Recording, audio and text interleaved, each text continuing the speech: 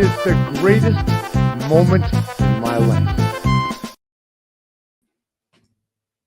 Hey, yo! Oh my God, absolutely fine. Pre-recording.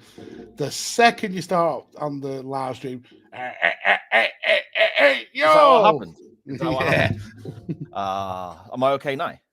You're fine. Okay. Hey, yo. Hey, yo. Hey, yo. Magsy, how are we doing, my friend? We good? Well, good is probably an overstatement. These arseholes watching made us watch 2 matches again, didn't they? Because they think they're clever, don't they? Yes. A 50-50 poll once again. That's never, ever happened before, has it? In the 120 episodes of Chain Wrestling. What, that we've had 2 on the bounce? No, I don't think it has. We've not had that many, have we? How many have we had in total? Must be like only about 4 or 5. Yeah, but 2 in a row. It's almost suspiciously like they've set it up. Well, I think there is a sly chat group somewhere. Yeah. And I imagine the admin, the moderator, and the orchestrator is a certain Mr. Dan Griffin. They're all Council of Dan members. Yes. And they ploy. You vote this way, you vote this way, you vote this way, you vote this way. Yeah, that's the way it's done, I reckon, mate. Yeah. Suspicious. It is very suspicious indeed. Man, so it does mean we have a massive episode of Chain Wrestling Live for everyone. So we're here for 5 hours. We're not, because I've got work in the morning. No, you'll sit through 5 hours of us picking those 2 matches apart second by second. You get what you deserve. We're going to have to just start coming on air at like 6 o'clock. 6. Yeah, 6 o'clock. Yeah. That's what we're going to have to do. Or like, really, I mean, we set 9 o'clock as the time for our live shows to start going live because we didn't want to interfere with anyone watching like Coronation Street and EastEnders and all that, did we? Now we should interfere with it because they ruin our lives. Well, yeah.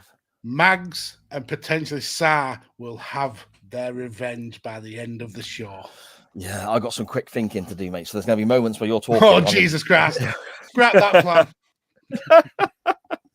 Yeah, maybe we will have our revenge. Good afternoon, good evening, good morning, wherever and whenever you may be listening or watching from. This is Chain Wrestling Live with Mags and Si, an SJP World Media production, episode 120. Why? I am Si, and with me, as always, is the turning point to my smelling a joint. There's somebody who lives about 2 doors down from me, Magsy. And now it's getting warm. The windows open. Reeks of weed, man. I mean, everywhere around here reeks of weed anyway. But of course, it's your neighbor. You know, this is very prominent indeed. The ladder to this storyline just makes me madder and madder, but we'll get to that shortly. A podcaster who regularly gets told by other men that they are his pappy and sometimes even pays for the privilege. The podfather himself, Lord Mags. How are we doing, mate? Do you enjoy the coronation? Lord, yourself, of course. I mean, I was there. You not see me in the 3rd row, hidden behind Anne's feather. Oh no, that was Harry. I didn't. No, yeah, I was in 2 miles worth to watch it because I'm not a massive royalist, but it's something that has never happened in our lifetime yet. It probably happened soon. Hopefully with old sausage fingers popping his clogs. But yeah, it was all right. Yeah, I didn't do the Pledge of Allegiance to like the Lord and Savior King or anything like that. But yeah, I enjoyed what I watched. Yeah. Okay. I mean, I was busy. I was recording and stuff like that, so I caught bits of it and all that sort of stuff. But and I mean, the concert was like today as well, wasn't it? Did you see any of that? No, I didn't stick around for the concert. I just saw him getting his crown. They had to wiggle onto his head because his head didn't fit it. I saw the red arrows fly over for about 30 seconds, and I'd had enough, so I turned over. Okay. Yeah, the concert was spectacular. They had drones in the sky, all like doing formations with lights and all that sort of stuff. It looked amazing. It really did. But I'm not 100% convinced that I'm happy about it all, to be honest. Okay. I I appreciate the royal. I don't want to go into anything too deep because I don't want to piss people off, and we've got a busy show today, as we mentioned. But I wouldn't describe myself as a royalist, but at the same time, I'm proud to be British. I'm proud to be English. The royal family is a big part of that, and they do, provide income to the country on tourism and various other bits and bobs and all that sort of stuff. However, the cost of living crisis on, people are basically feeding their families from food banks. There are people who can't afford to eat, and they've just spent 100 million quid on a party. Yeah, you know what I mean? It's something that only happens once in a generation. I get it. I'm the same as you. The money spent on it is ridiculous. It's well, I say even worse than that, Maggie. I say 100 million quid. That's estimated. They won't release any figures. Oh no! It's been requested because the general population will go livid. Yeah, exactly. Now, that 100 million, say for example, it is 100 million, just for argument's sake. That's the predicted figures, and so on. They won't release those figures, but that's taxpayers' money. Mm-hmm. By rights, they should say where this is. And I saw something quite funny on Twitter earlier on, and it was from an American person online, basically saying, "I'll never understand a country where people are living in poverty applauding someone in a gold carriage." Let them. And I was like, do you know what? That really does ring true, Mm-hmm. It's very draconian. Marie Antoinette let them eat cake when she was told that the poor people were starving. Yeah, there's no concept of what it is to be on the breadline. No, I mean the whole concept of a coronation as well is kind of strange. I mean, it's got to happen, of course, because it's passing on the throne to the next generation and the next in line and all that sort of stuff. But when you boil it down, it is kind of just basically because obviously for you to take the throne, or for Charles, or for anyone to take the throne, it means a family member has passed away for you to step up into that role. So it is almost like, if you really just strip it back to the basics, it's almost like, hey, your mum's dead. Here's a sparkly hat. I mean, if only we all got a sparkly hat when our mum's died. Yeah. Maybe the country would be a happier place. Maybe, mate. Maybe. Could you imagine that, though, down Gloucester City Centre?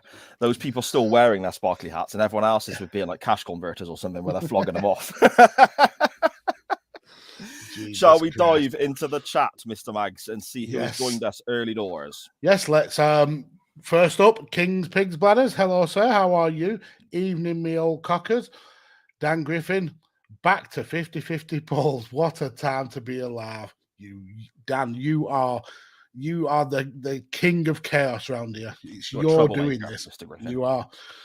Sharon, it's Monday night, and you know what that means.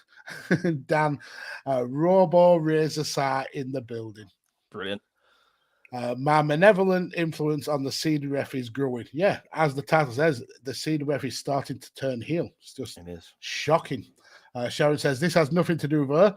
Well, the lady doth protest too much, methinks. Sharon, I will throw this at you here. Did you vote this week? Because I would say, if you didn't vote, it's 100% your fault. Because if you'd have voted either way, we wouldn't have had a 50-50. Exactly. So you are to blame. Inaction is not an excuse. Dan Griffin says, you're going to start coming on what now? Jesus Christ, Dan. Dan Kane, hello, sir. Says, hey, yo, CDRF. Yes, we are the heels tonight. Yep, you absolutely are. Connor, hello. Hello, Mags and Sad, Doctor Who pod, and Chain Wrestling. Good way to start the week. No, not a good way. The only way that you should be starting your week. There we go. King's Pigs Banner says, we want Barry Horror. I'm assuming he means wits. Or just a film with loads of Barrys getting chased around by a murderer. I mean, a film with a lot of Barrys in it sounds like a horror in itself. I mean, how many Barrys could there be, though? You'd have Barry Horowitz. Barry Chuckle. Is he the one that's still alive? No, he's the dead one. Right, so he could play the ghost then. He could be the scary ghost in the horror aspect. Like Evil Dead with zombies and it's just going to you, to me. Evil Chuckle Dead or something like that. Who else would you have? Barry from EastEnders? I don't know. They're on that. Barry White? No, he's dead as well. Barry fucking Windham. Get that dead stalking bastard in there. There you go. Well, the film wouldn't last very long then, would it? Because he's just Barry Windham with a mustache. We all know who he is. He just grab the zombie Barry, DDT him, and that'd be the end of the film. Yeah. Win-win. There we go. Scottish Danny in the house, and as is the CWF, according to Scottish Danny. Mortar in as well. Tomorrow, definitely keep your ears peeled for a new episode of the Morty and Fitz show, because Crispavision is finally here, and we had a lot of fun ripping apart Britain's choice of crisps. You absolute basic set of bitches. No, honestly, when you hear the list, you will think that they only asked either children or people with no taste buds. It's the worst list going. I literally had a full top 20 that didn't contain any of those crisps whatsoever. It's ridiculous what Britain enjoys. I have been looking forward to it. I'm glad to see that it drops tomorrow, because that's one of my longer days at work tomorrow, so I can listen to it. I mean, no spoilers, obviously, but where do we stand on like the sort of maize-based snacks, like a Frazzle? Well, normally I'm very pedantic about what constitutes being allowed in a group. I did it with Chocovision, I did it with Biscuitvision. I held back on this. I thought, nope, I'm not getting involved. So some maize products do squeeze through. Let's just say that, but they are worthy contenders. Interesting. Check that out tomorrow on the Morty and Fitch podcast feed, everywhere you can find. Well, I say tomorrow if you're listening on the podcast version yesterday. Mm-hmm. Dan Griffin says they should have scrapped the moniker, as old Lizzie Trips got the high score. I know. Charles must have been fuming for about 40 years, thinking, when is she going to kick the bucket so I can have a do? And now he gets to have a go, and he's got about 2-3 years left, hasn't he? And I hope that's exactly how he worded it as well. I hope he was walking around back in the back, the back rooms of the palace in his pipe, his dressing gown, his slippers, just muttering to himself, when is she going to kick the bucket so I can have a do? I saw a few Sky News reports as well. They got someone who could lip read to see what he was saying, and a lot of the time he was complaining about it being long and being late. And then he said, "Oh, there my paintings up there on the big screen," and Camilla didn't even bother looking. She was like, "Fuck you, Charles. I've only done this to get a horse onto the throne." I'm so sick of your shit already, big ears. Yeah. That's what's going through your Just wait. Now I'm queen. I'm going to kill you, and then this is all mine. Oh dear. Then Sharon said she didn't vote, so it is her fault. So she's 100% to blame. Said, but we both know I'd happily use another of my accounts to get it 50-50. See, Sharon, they've all got sneaky second, third, and fourth accounts to mess with us. It's out of order. See, if I'd thought about it, I mean, I've got all the Twitter accounts for the network, so that's what, I don't know, eight Twitter accounts, 8 different shows, whatever it may well be. And I've got at least 4 or 5 old dead accounts from things I used to do. What we need to do is go on Twitter like 2 minutes before the cutoff for the poll, and then NWO it. Yeah, we'll be the third man. Yeah. King's Pig Banner said we could have had Barry from EastEnders, Barry Scott from Silly Bank. Of course, he'd be the protagonist, wouldn't he? He'd be the star of the show. Not when Wyndham's there, surely. I'll spray Barry Chuckle and Barry Windham in face with a bit of Silly Bang, and the stain is gone. It's like a Barry Battle Royale, a Barry Royale. That's what it could be. Dan Griffith says Nick Knacks, nice and spicy, better win. Well, the only way you'll know is if you tune in tomorrow. Yeah. Connor, you heathen, can't wait till Chippervision. It is not chips. They are not fried. Well, they are fried potato technically, but they're not French fry style.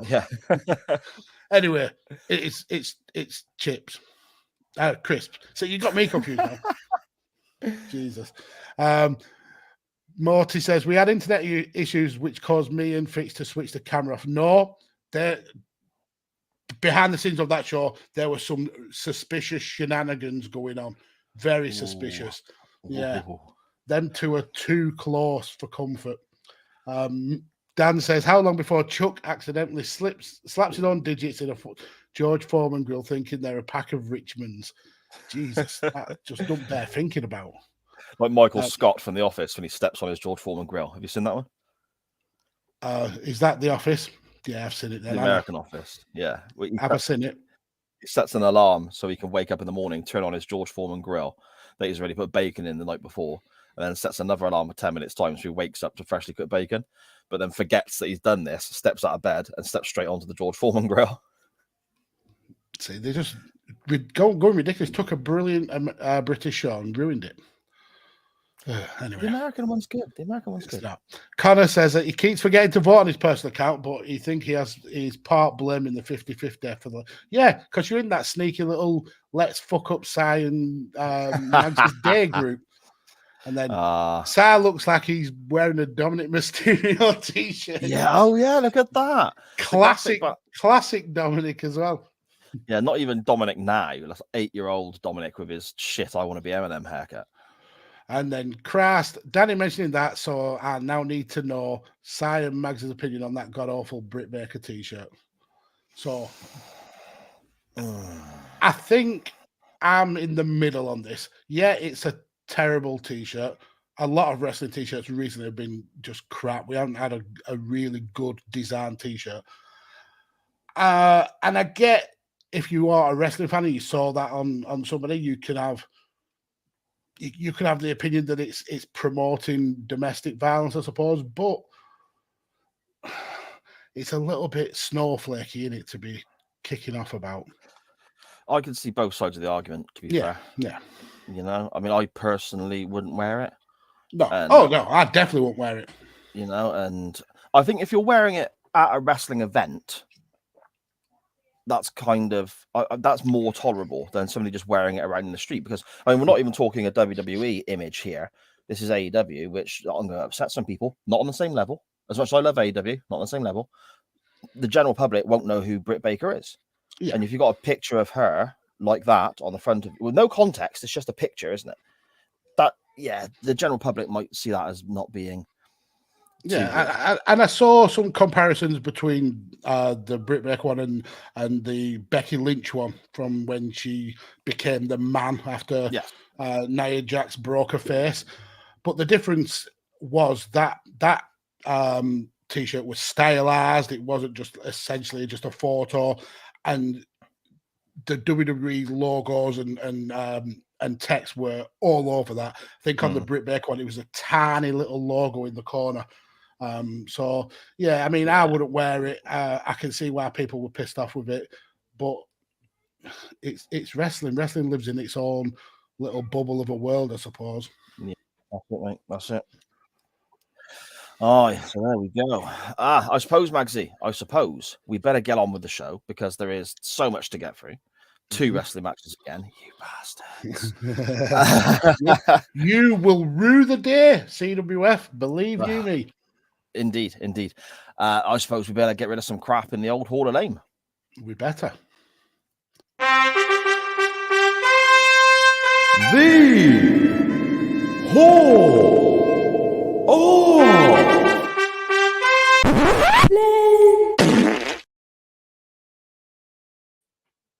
Lame indeed. What have you got for us, Mr. Mags? So if we go back a couple of weeks, people may or may not remember my entry for the last Hall of Lame was Tiger Ali Singh, and I kind of alluded to the fact that this next one linked it, and this was what actually made me remember the Tiger Ali Singh one, and I felt that he should have gone in first. But around the middle of 2000, let's say June, July, a couple of young wrestlers were getting a little bit frustrated with their spot in WWE. They'd had relative success in the early parts of their career. Tag team champions, mid-card single titles and the like. But once their teams or their factions broke up for various reasons, they teamed up to kind of force their way into the TV picture. They just wanted to get on TV, and they wanted to wrestle. So I'm talking about D'Lo Brown, multiple time singles champion, tag team champion, and the former Mosh, or as he was going at that time, Chaz, who will probably have several entrants in the Hall of Fame before this is done. That guy has been saddled with some of the worst gimmicks. But yeah, they decided they'd had enough and wanted to kind of force WWE's hand and giving them some TV time. So they teamed up, originally just as D'Lo Brown and Chaz. Came to the ring in essentially just cheap tracksuit Adidas two-stripe pants, and were quite quickly jobbers. They were on Jacked a lot. They were on Metal a lot. They very rarely turned up on Sunday Night Heat, and then they had the odd main show appearances on SmackDown and Raw. I think throughout the time they were together, they were on the main shows a total of 4 times. Ironically, 3 of them were in tag team title matches. But they were starting to gel as a tag team. The crowd were slightly getting into them, nothing special, but they were essentially a jobber tag team.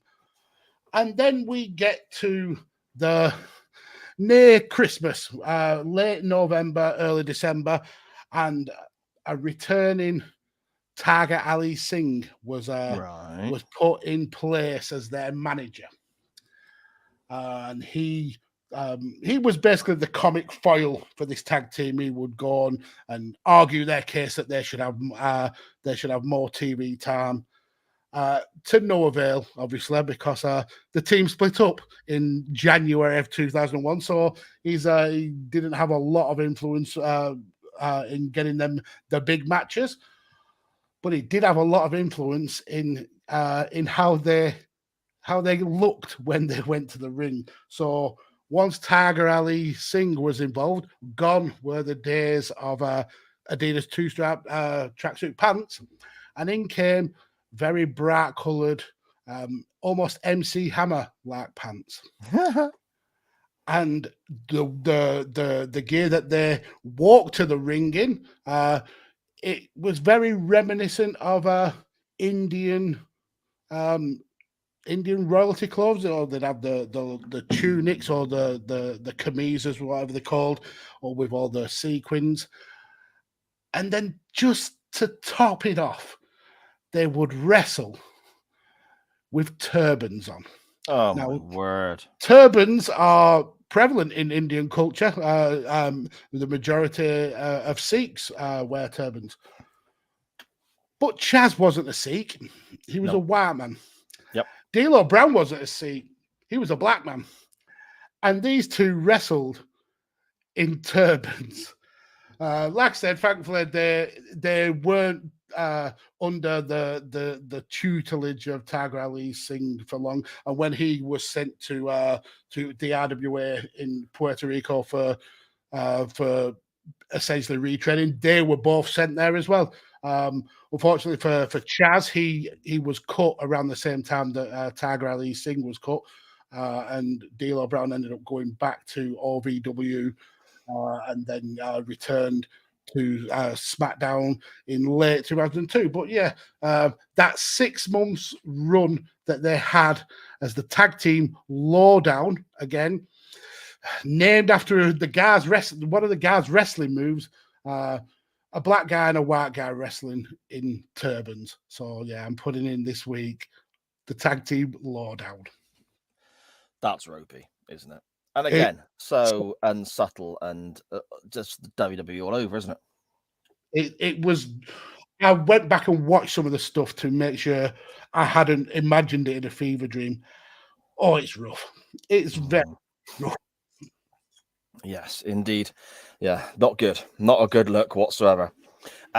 Something else that I think is not a good look whatsoever is a reoccurring gimmick that has happened for decades. And it ties into this current time frame, I guess, as we're live here with regards to the coronation and so on. I would like to just put forward to you, Mr. Mags, a few names and see if you can guess where I'm sort of heading with this, okay? Harley Race, Wade Barrett, Sheamus, Mm-hmm. This one's probably going to give it away. Yeah, I've got it already.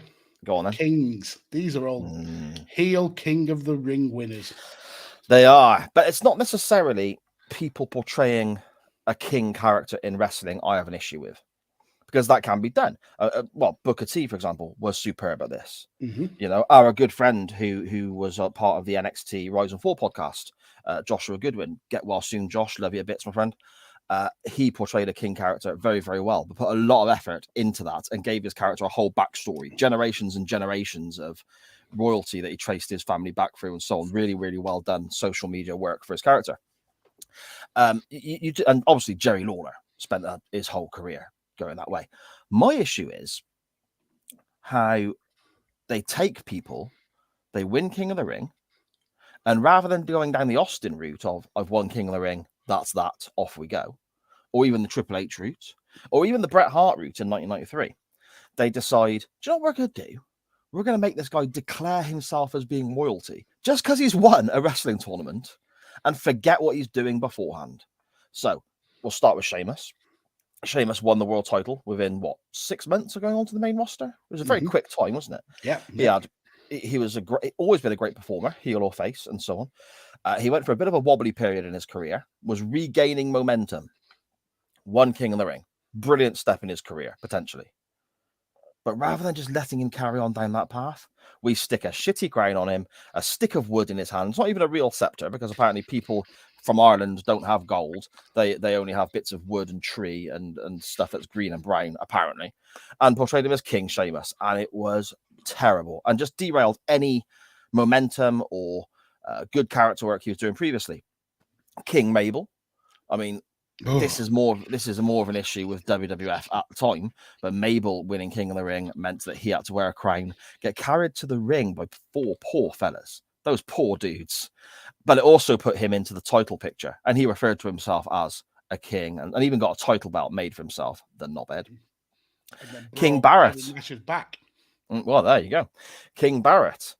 We all remember Bad News Barrett, don't we? And that was getting a bit of momentum. He was doing well with that. Wins King of the Ring. Put a gown on him, put a crown on him. Forget all that good work he's done to get himself over. This is his new gimmick. Died on its arse. And finally, the biggest one for me, King Harley Race. Now, when Harley Race arrived in the WWF in 1986, I want to say, he had been, by this stage, a multiple-time NWA World Champion. Widely regarded as one of the toughest men to ever wrestle. Widely regarded at that point as one of the greatest of all time, and still held in very high regard. Hall of Famer multiple times all over the place for different companies. Vince, in his arrogance, decides no one's going to know who Harley Race is. So rather than letting him be Harley Race, the multiple-time world champion, genuine tough guy, etc., etc., they stick him in a crown. And then to make things worse, a gown or a cape that doesn't even fit him. It's far too small. They bleach his hair and get him to start calling himself King Harley Race for a period. And again, it just didn't work. I mean, Harley was at the end of his career and picked up quite a bad injury in a match. And it was a payday. Yeah, it was a payday. He was coming to the end of his career, picked up an injury at a wrong time. So there was other factors there as well. But I'm looking at it and I'm thinking, could you imagine if we had the real world champion Harley Race from the NWA, from Jim Crockett Promotions, from say, I don't know, 78, 79 through to 83 or whatever, if we had that character in the WWF going up against babyface Hulk Hogan. But oh no, there's no money in that, is there? Vince is not going to let that happen. No. But that is my entrant into the Hall of Fame this week, Magsy, my friend. Thrusting king gimmicks onto wrestlers and changing their career momentum, I guess, and mainly with King Harley Race in mind, because of old school wrestling. Well, go back and check out the videos, mate. The guy was superb. I believe you. I mean, I've seen King Harley Race. No, King Harley Race sucked. Real Harley Race. Those are your entrants into this week's Hall of Lame here on Chain Wrestling Live. We have, shall we say, a royal wing for the Hall of Lame with regards to the King of the Ring entrance, and the tag team referred to as the Lowdown, all ropey left, right, and center. Just racism. Yeah, that's it. Just racism. There we go. Magsy, in the chat then, before we get on to our non-wrestling topic, have we got any comments with regards to anything we've said so far? Yep. So King's Pig Banner says, don't blame him. He only does the artwork for the secret group. See, the conniving. Morty says, the Damian Priest Puerto Rico t-shirt was cool as fuck. Now, getting on to Backlash, that over-delivered as a show. What a great show. I mean, I told you about it on the Saturday. You didn't even remember it being on, did you? I didn't know. I didn't know it was on there. But what a brilliant show. And that match, Bad Bunny, I mean, we've seen Bad Bunny wrestle now a couple of times, and he's took to wrestling like a duck to water. You can tell he's a massive, massive fan. But the match against him and Damian Priest, with all the kind of callbacks to Puerto Rico, amazing. Savio Vega was there. Carlito was there. Carlito's pop. Oh my God. When his music hit, and he looks amazing. How is he not still working for the WWF? He's probably he'll get re-signed now. On the basis of that one pop, they'll probably re-sign him. They should. They absolutely should. But then they didn't re-sign him when he was in the 2020 Royal Rumble, I want to say. Okay. And they didn't re-sign him then.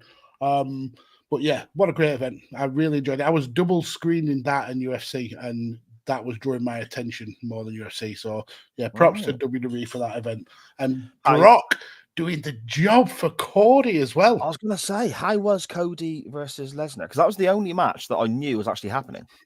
The match was 3-star special, Cody, as Cody is. But Brock sold like an absolute champ for Cody.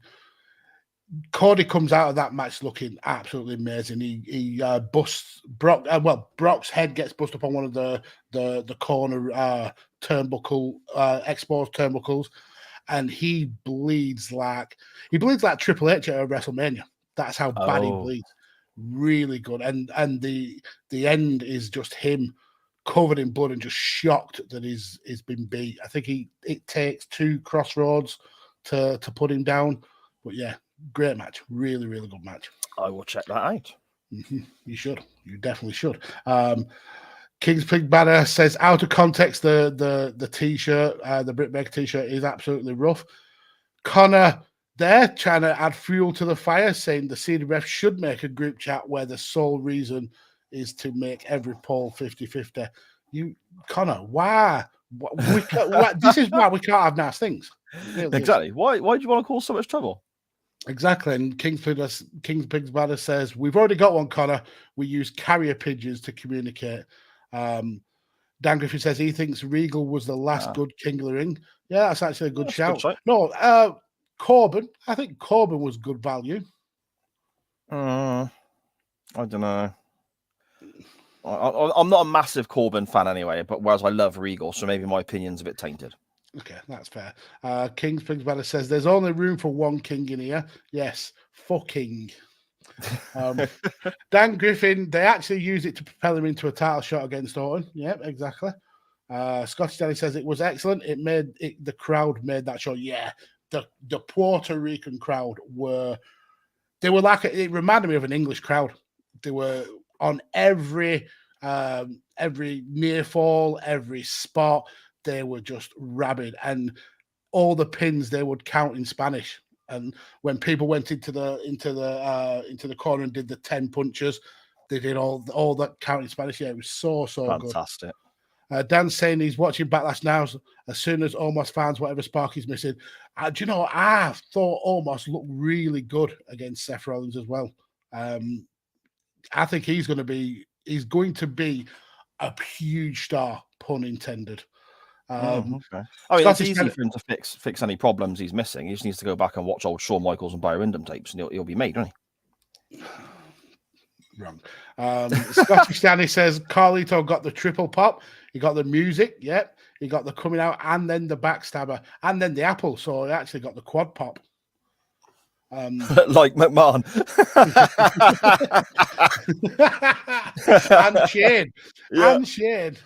Omos needs a big win. Yeah, I think he's future world champion. He's Omos. Dan Griffin, definitely protesting too much. There is no secret in CWF chat. Says, no, there's no secret. We are quite open about it. And Scottish Danny, none whatsoever, can confirm. I trust not a single one of you. Oh, dear me. Okay, then. Magsy, I suppose we better get on with a little bit of our non-wrestling topic this week, can't we? Let's do it. NWT time. Oh, no wrestling talk here. It's the non-wrestling topic. Lovely. Nice. Lovely. Nice. Oh, lovely. Lovely.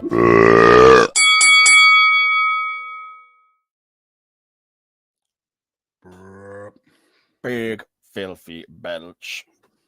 Yes, indeed. No wrestling talk here, even though it does sometimes sneak in a little way. Today's non-wrestling topic is terrible TV storylines. And what I was really intrigued about when I sort of this popped in my head and I messaged Magsy and he guessed where the inspiration was coming from quite quickly, is not just terrible storylines from shows that you hate, but I thought there was going to be quite a bit of interest from terrible storylines from shows that you love. So those moments in your favorite soap opera that end up being just wobbly and embarrassing. We see it a lot as wrestling fans, let's be honest. I mean, hey, the whole Hall of Fame segment is invented for that. You know, and it's inspired by Sharon, my wife, my amazing lady. She watches Hollyoaks, and each to their own. It's not my cup of tea, but there are certain aspects of Hollyoaks where I find entertaining, other and so on that I don't. But there is one storyline in particular at the moment that I think is just absolute fucking nonsense. There's these three. I'm going to be quite harsh now, but I'm talking about the characters as opposed to the actresses. Okay.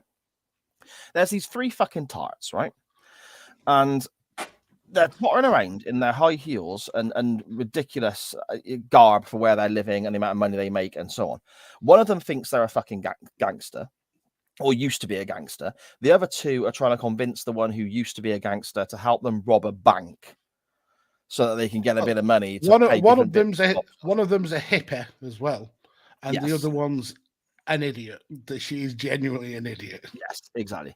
Now, there are other storylines going on in Hollyoaks. I think Hollyoaks itself, again, it's not for me. I'm not a fan of soap operas, but Hollyoaks wins awards all the time at the soap awards and so on for the way it deals with certain aspects of life. There's characters there that have been gay. There's characters there that have had illnesses. I mean, there's one particular character in the show at the moment, a young girl who's suffering with cancer. It's all dealt with really, really well, and I think it's great because Hollyoaks is almost aimed at a slightly younger audience, or at least that's its catchment area anyway. So I think it does a really good job of covering those topics. But this is terrible. They call what they're doing, it's a heist. The way they just talk sounds ridiculous. They set up a route in the middle of the village square where everyone can fucking see them. They've set up a load of trolleys and bits of metal and so on, so they can time themselves running from one end of the bank to the other. And it's like a map of the bank set out in the middle of the square, in the middle of the day. And then they try and run this in their high heels. And then they've got a big binder as well. This is the bit that tipped me over the edge. They've got a big binder, a big notebook pad thing that is full of their plans for their heist. And it's even probably got crayon. Yeah, and like, glitter on the front saying our plans to rob the local fucking bank or some nonsense like this. And they just leave it lying on the floor and somebody picks it up. It's absolute crap. Like, for a show that deals with so many difficult, hard-hitting topics, such as a Hollyoaks, I look at this and I think, what are you thinking? This is just... So that kind of inspired... And I messaged Magsy, and I said, it's been inspired by something on Hollyoaks. And he straight away messaged back, yeah, the three girls robbing the bank bullshit. And I was like, yes, Mr. Mags, you are 100% correct. So... It's ridiculous. It is. So that kind of is where we have come from for this. So basically, Mr. Mags, I mean, you brought a little note up there from the chat as I was rambling away. And what does that say there? My good lady in the chat. Breaking away from the chat for a moment because the husband is demanding a cup of tea. I put please on the WhatsApp message I just sent, to be fair. That's not demanding, is it? I'm surprised you even bother WhatsApping. I'm just, when the little interlude for the non-wrestling topic, I'm surprised it just shout, Sharon! Through! Like Ozzy Osbourne. Like a fatter, cheese-chasing Aussie. I will go through them, Mr. Mags, in the order they came into us. Okay. Starting with our good friends at the Good Cop, Bad Cop Wrestling podcast at Good Bad Wrestle on Twitter. They say, hashtag worst cop moment. Sorry, put my bloody teeth in. Bobby Ewing dying, but being reintroduced 30 episodes later as his death was merely a dream. That's the shower scene, isn't it? Is it Dallas Dynasty, something like that? Dallas. It was a whole season as well. Right. Where he was dead and the show carried on without him. And then the finale of the season, I think it might have been the start of the next season. He comes out of the shower and just, I had the most weirdest dream and nothing had happened. Oh dear me! We have spoken about that before, and I need to look into it. And I said this last time we spoke about it, so it's probably never going to happen. But I'm intrigued as to find out how it affected other storylines that they were working on at the same time. Because if everything's a dream, they just started again. That's fucking stupid. Lazy Mags. It is. Tag honourable mention. Good Cop, Bad Cop says here the Colbys, which was a spin-off show to Dynasty, having a character disappear when they got on a UFO. I mean, that's realistic, surely. Is it? No, it's definitely not. It's not. That is. I've never heard of the Colbys. I don't remember, but I've heard of Dynasty. Yeah, Dynasty is the one with John Collins, I think. Right. Yes. Okay. From the States, Good Cop, Bad Cop, we travel a little bit further afield, all the way to Ramsey Street. We have our good friend here, Chris Mangle, at Mangle_Chris on Twitter. They say, I watched the first 2 series of Sons of Anarchy and was loving the show. Then they went down a rabbit hole of introducing long-lost family members in Ireland. It just seemed to go on and on, so I gave up, although a friend did tell me it led to a violent conclusion. Okay. I didn't mind that storyline. I thought that was right.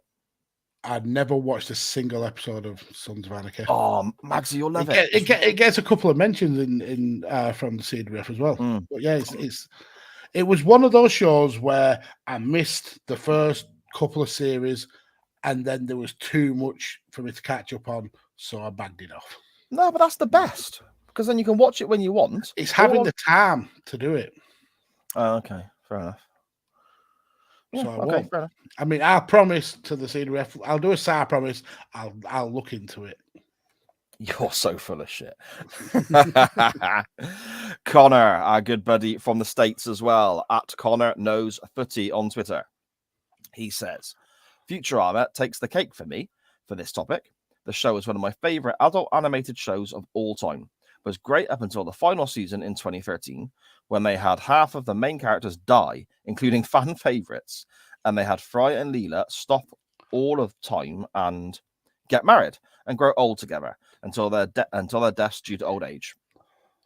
Last year, they announced they're bringing the show back as a Hulu exclusive here in the States, and I hope they completely ignore the last episode and bring everyone back like nothing happened. Okay. Killing everyone off at the end is a bit... It doesn't give a happy ending, does it? Yeah, but then they didn't, I don't think. Did they not? I've never seen it, so I don't know. I'm sure, didn't they rewind time? I might be talking. Say hello, Sean. Okay. Rude Shah there. I want to say that, I mean, Connor will probably know better than me, but I'm sure there's a storyline where they reverse time because they get the Harlem Globetrotters involved to be able to do it.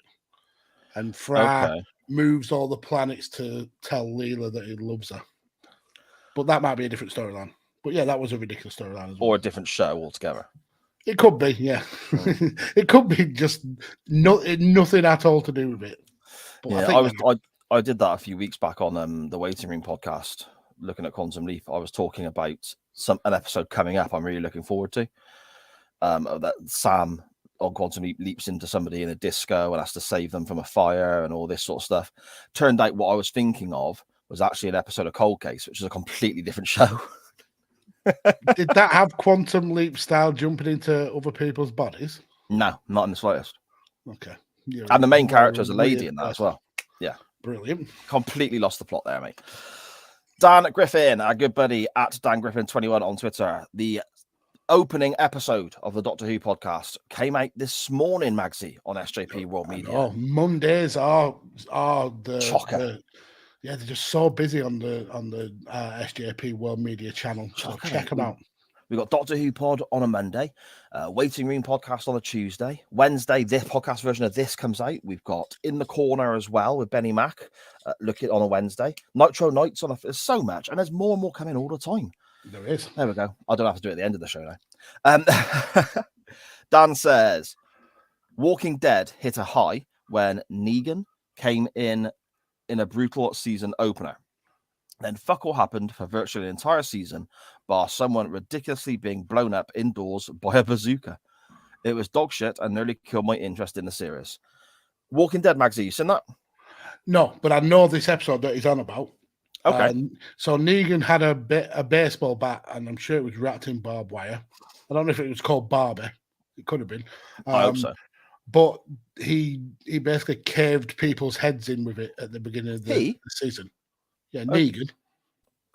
Yeah, I thought Negan was a girl's name. No, it's a bloke.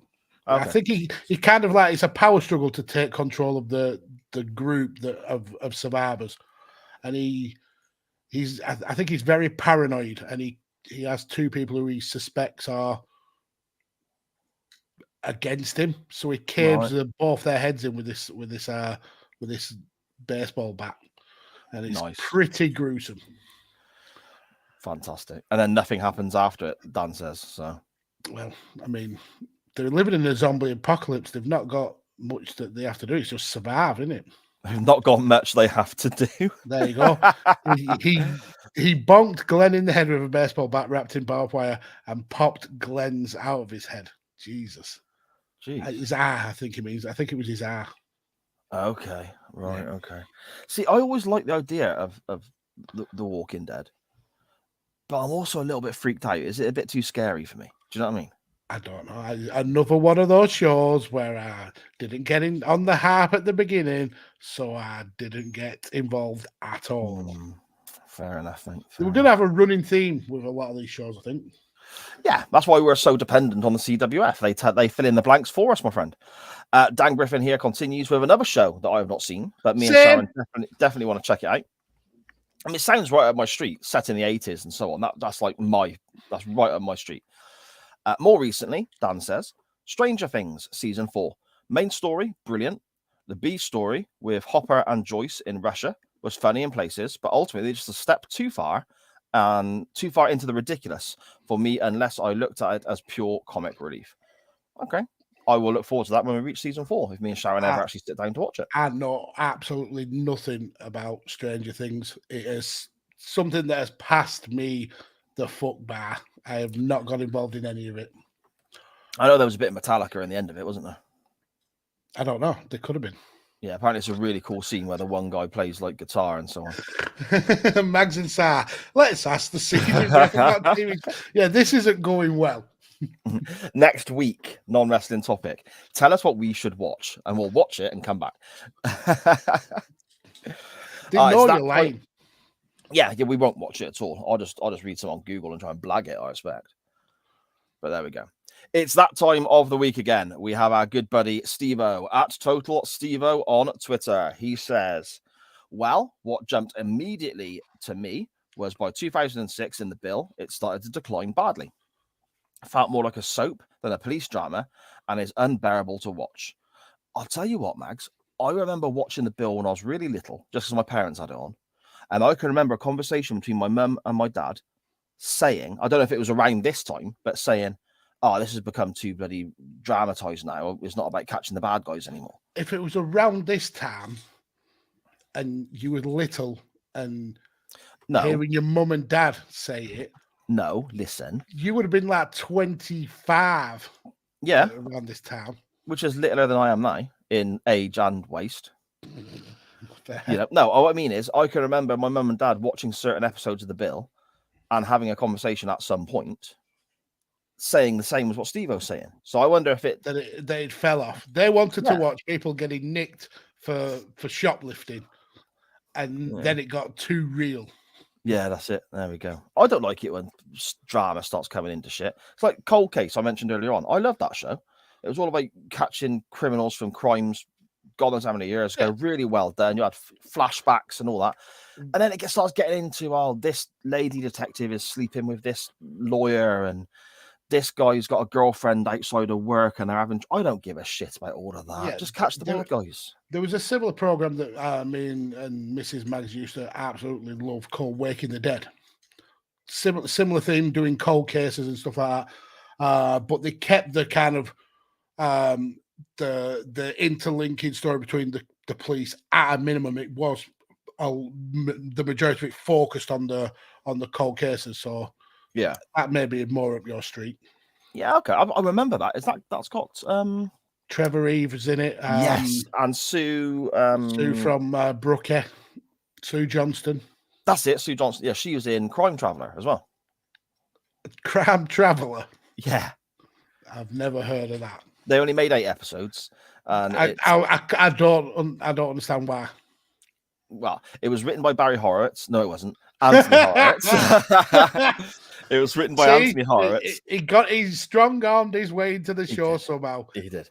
Who did Murder in Mind, and it's about a policeman who has a friend who has a time machine, and they travel back in time to help solve crimes. And it was made in the late 90s, so it feels like an episode of Charmed sometimes, like that 90s vibe, Buffy or whatever. But it was quite good. It weren't too bad. I bought it on DVD a few weeks back. I think the 8 episodes run says it was crap. It doesn't, because they changed the head of the BBC at the time. It just didn't get picked up. That's what happened. But it was good. It was all right. I mean, it's no Quantum Leap, but it was all right.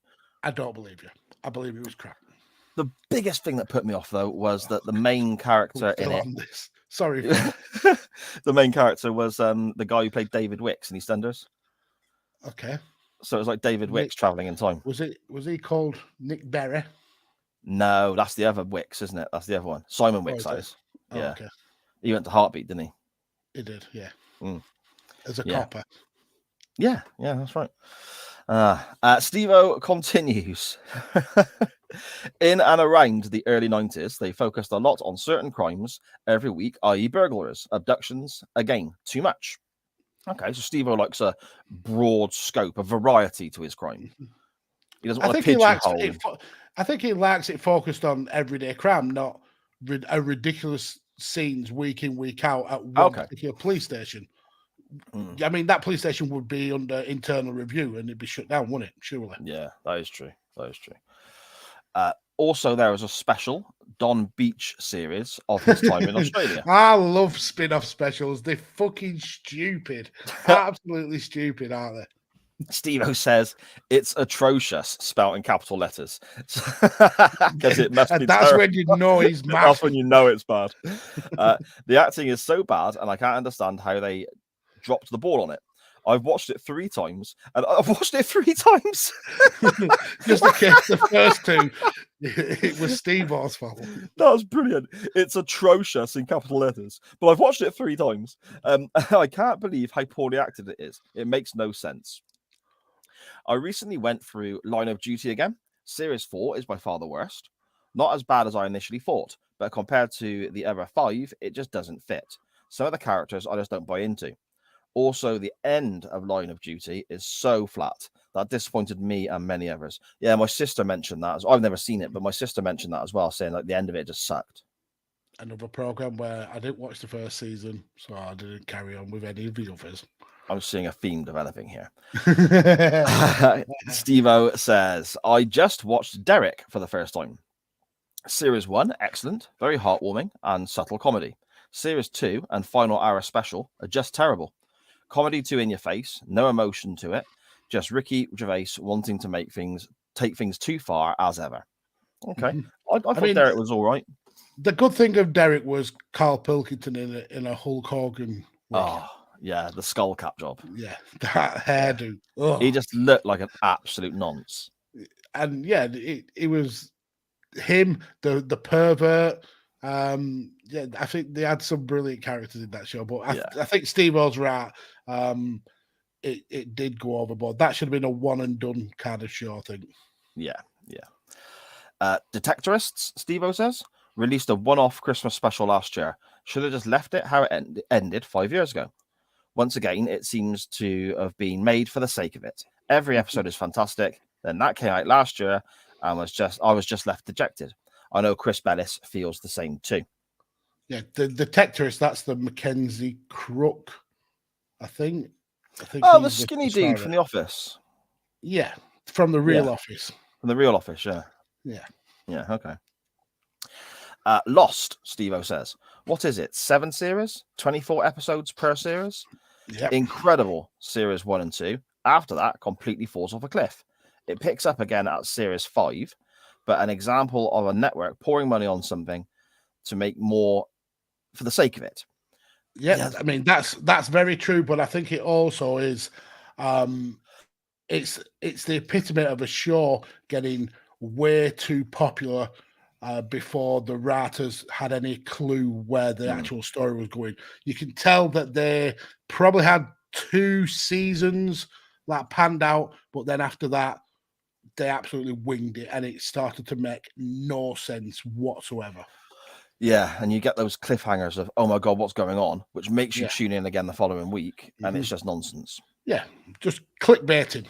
Yeah, and the end of that was shit. Yeah, it was. I don't think they had a cohesive story. Once they knew they had to expand more than a couple of seasons, it went out the window. And Steve-O finishes up here by saying, oh yeah, I watched Luther Fallen Sun the other week. Once again, just can't suspend my disbelief. Crap CGI and a ridiculously over-the-top story. If you watch, the ending is ridiculous. Like, Luther, I loved. I watched Luther Fallen Sun yesterday, and I didn't even know that Steve had mentioned it. I have never watched an episode of the TV show Luther, but this come up on and recommended for Netflix. And it starts off okay-ish, I suppose. I mean, I assume the film gives you a lot of that. It gives you a very condensed backstory. So Luther is this copper who it can be a douchebag, but he gets the job done, like outside of the law. That's not a tired trope at all, is it? No, but this gets very ridiculous very quickly. So he's involved in a case where a kid has been kidnapped, and he promises the parent that he'll find the kid. It turns out the kidnapper is Gollum, Andy Serkis. And this kidnapping is part of a massive ploy that's been going on for decades. And it's this Andy Serkis has got dirt on loads of other people, and he used that dirt to get them to do things that they wouldn't ordinarily do. And it all ends up in the middle of an iceberg where there's a house been built, and there's a red room, which is like a room where people are murdered and other people can watch on like a stream. It's ridiculous. And everything happens so quickly. I mean, there's a part where they're in the underground in London, and then the very next scene, they're traipsing through this iceberg in Norway. It makes no sense whatsoever. I mean, unless I'm missing stuff from not watching the TV show, it makes absolutely no sense. It's daft. It's a daft film. I enjoyed watching it, but it does get very daft.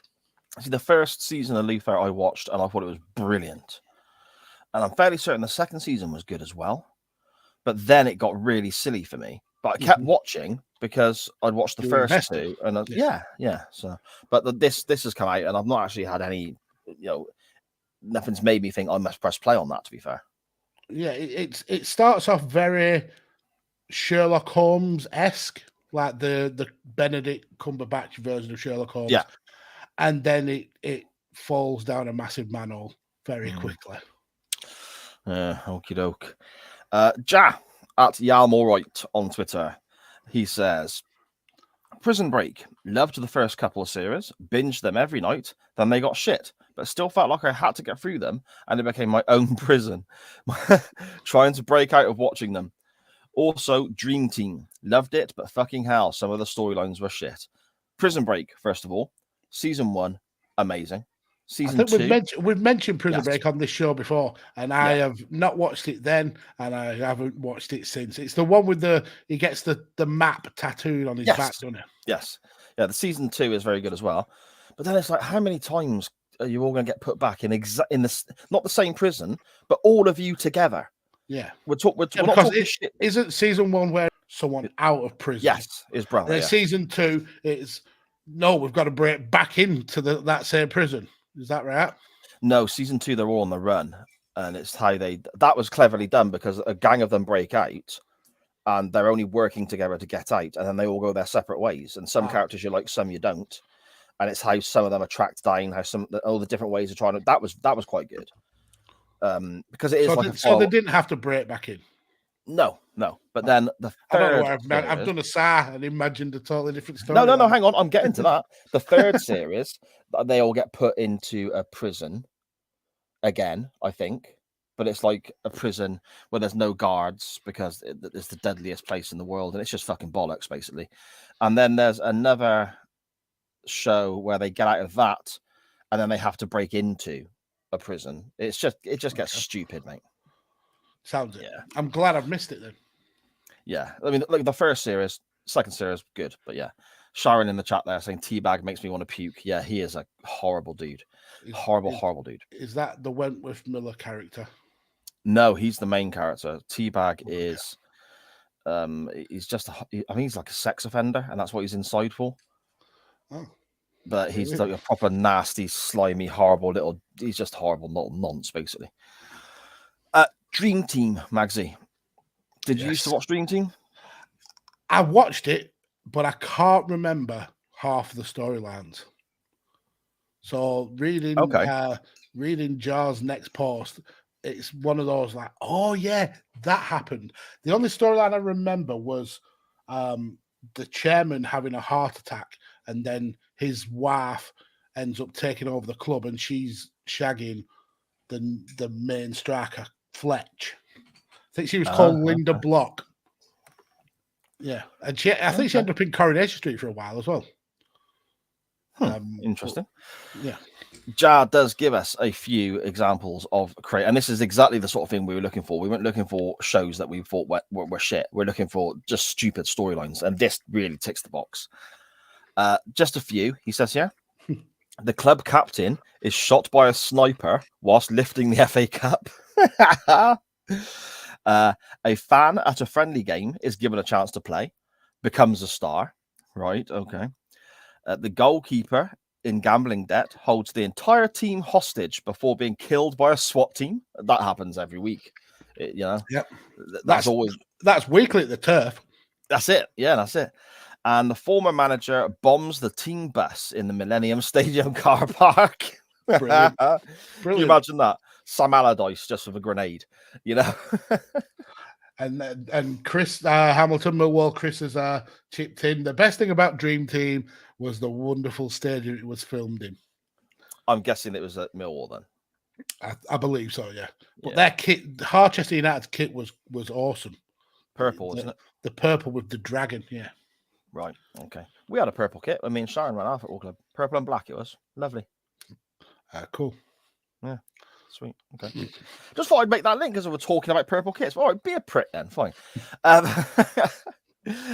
Jimmy Evans for real on Twitter, he says Breaking Bad, but doesn't elaborate on what particular stories were, not good or not up to scratch for him. So I'm assuming it's just Breaking Bad in general. He was pissed off with. I love the fact that Jimmy comments. First of all, we appreciate that. Yes, but of course. He always leaves you wanting more.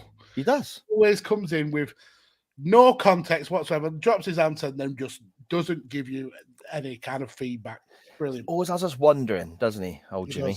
He's an enigma. He is indeed. Rob at UTT Rob on Twitter. He says, love Star Trek, but season 3 of the original starts to get a bit ropey. I think we only made 2. Obviously, I'm wrong. Rob knows far more than I, of course. But I didn't realize they went into like the 3rd series and 4th series.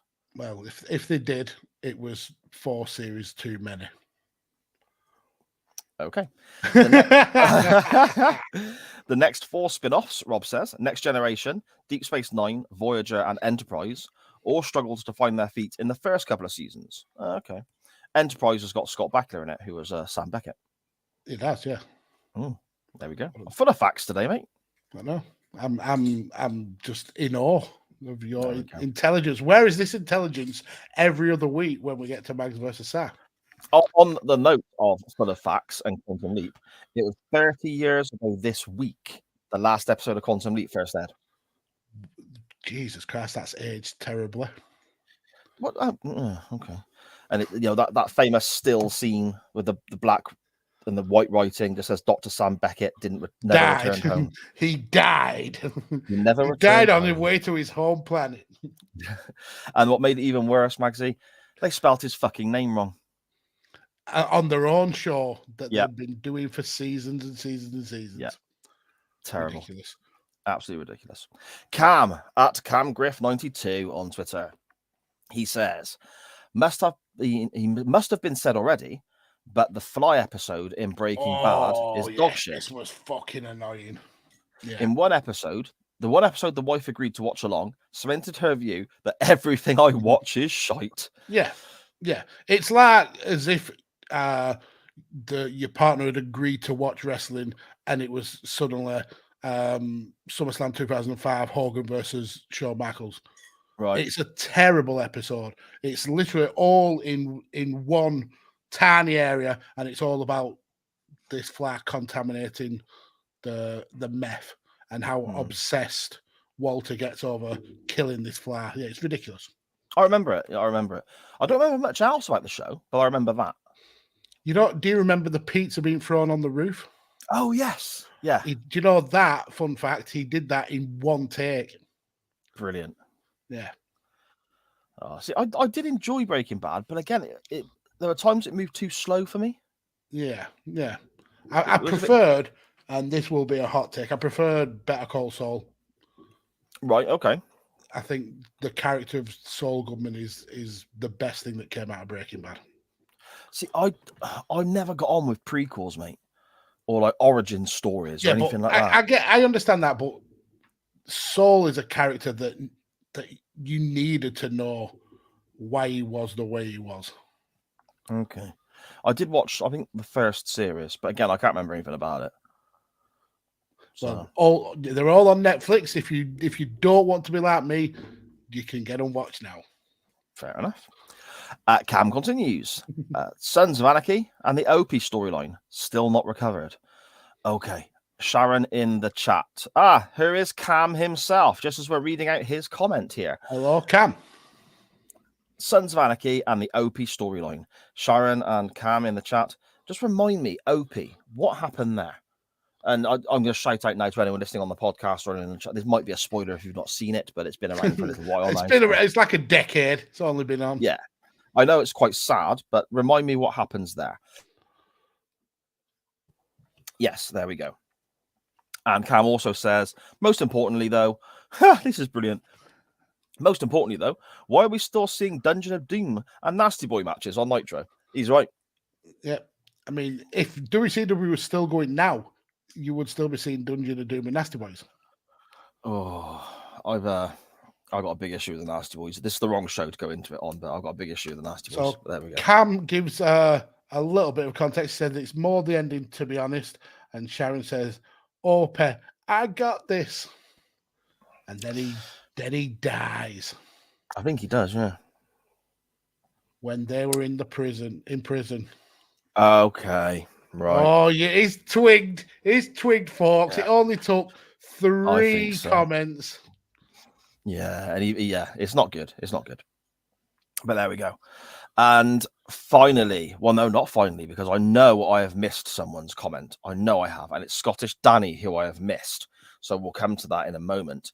But at Pig's Bladders, the Photoshop wizard himself. Yes. The end to Game of Thrones.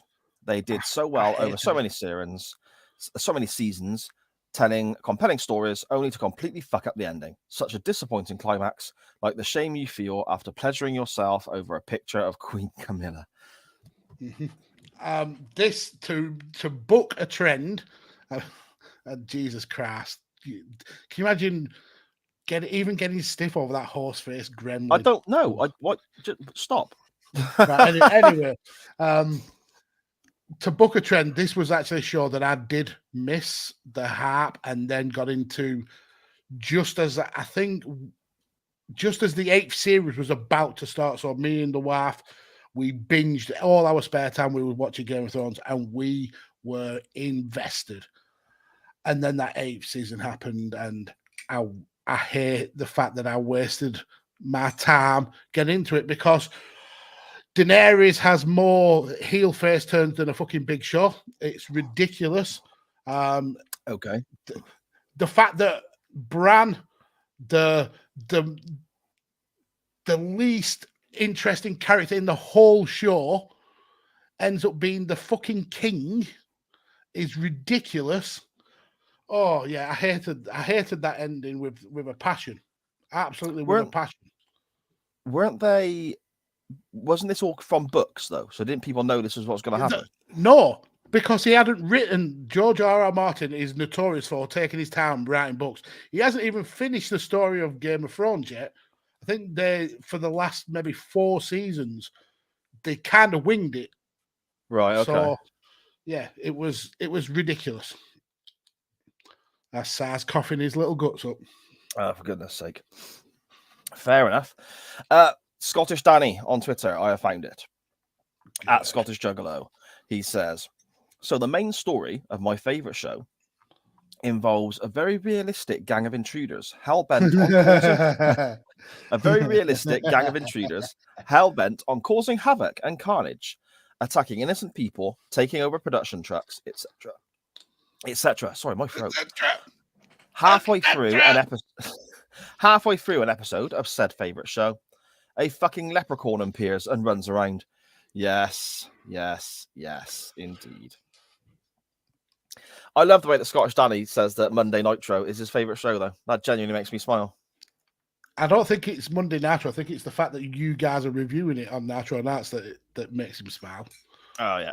He honestly, we're going through a great period of TV in 96 WCW, and Danny loves it. He loves it.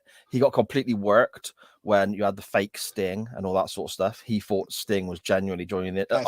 He loved it.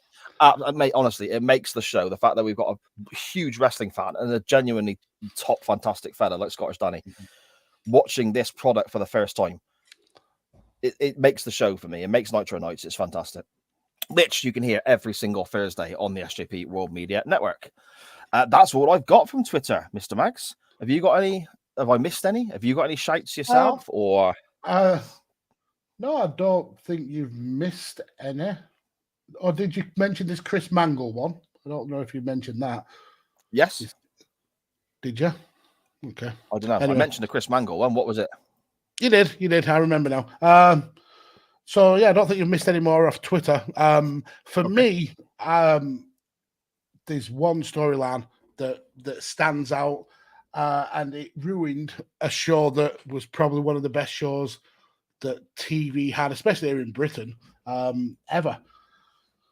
So in 1991, one of the most beloved characters in British TV went on holiday with his wife, and he ended up being washed out to sea.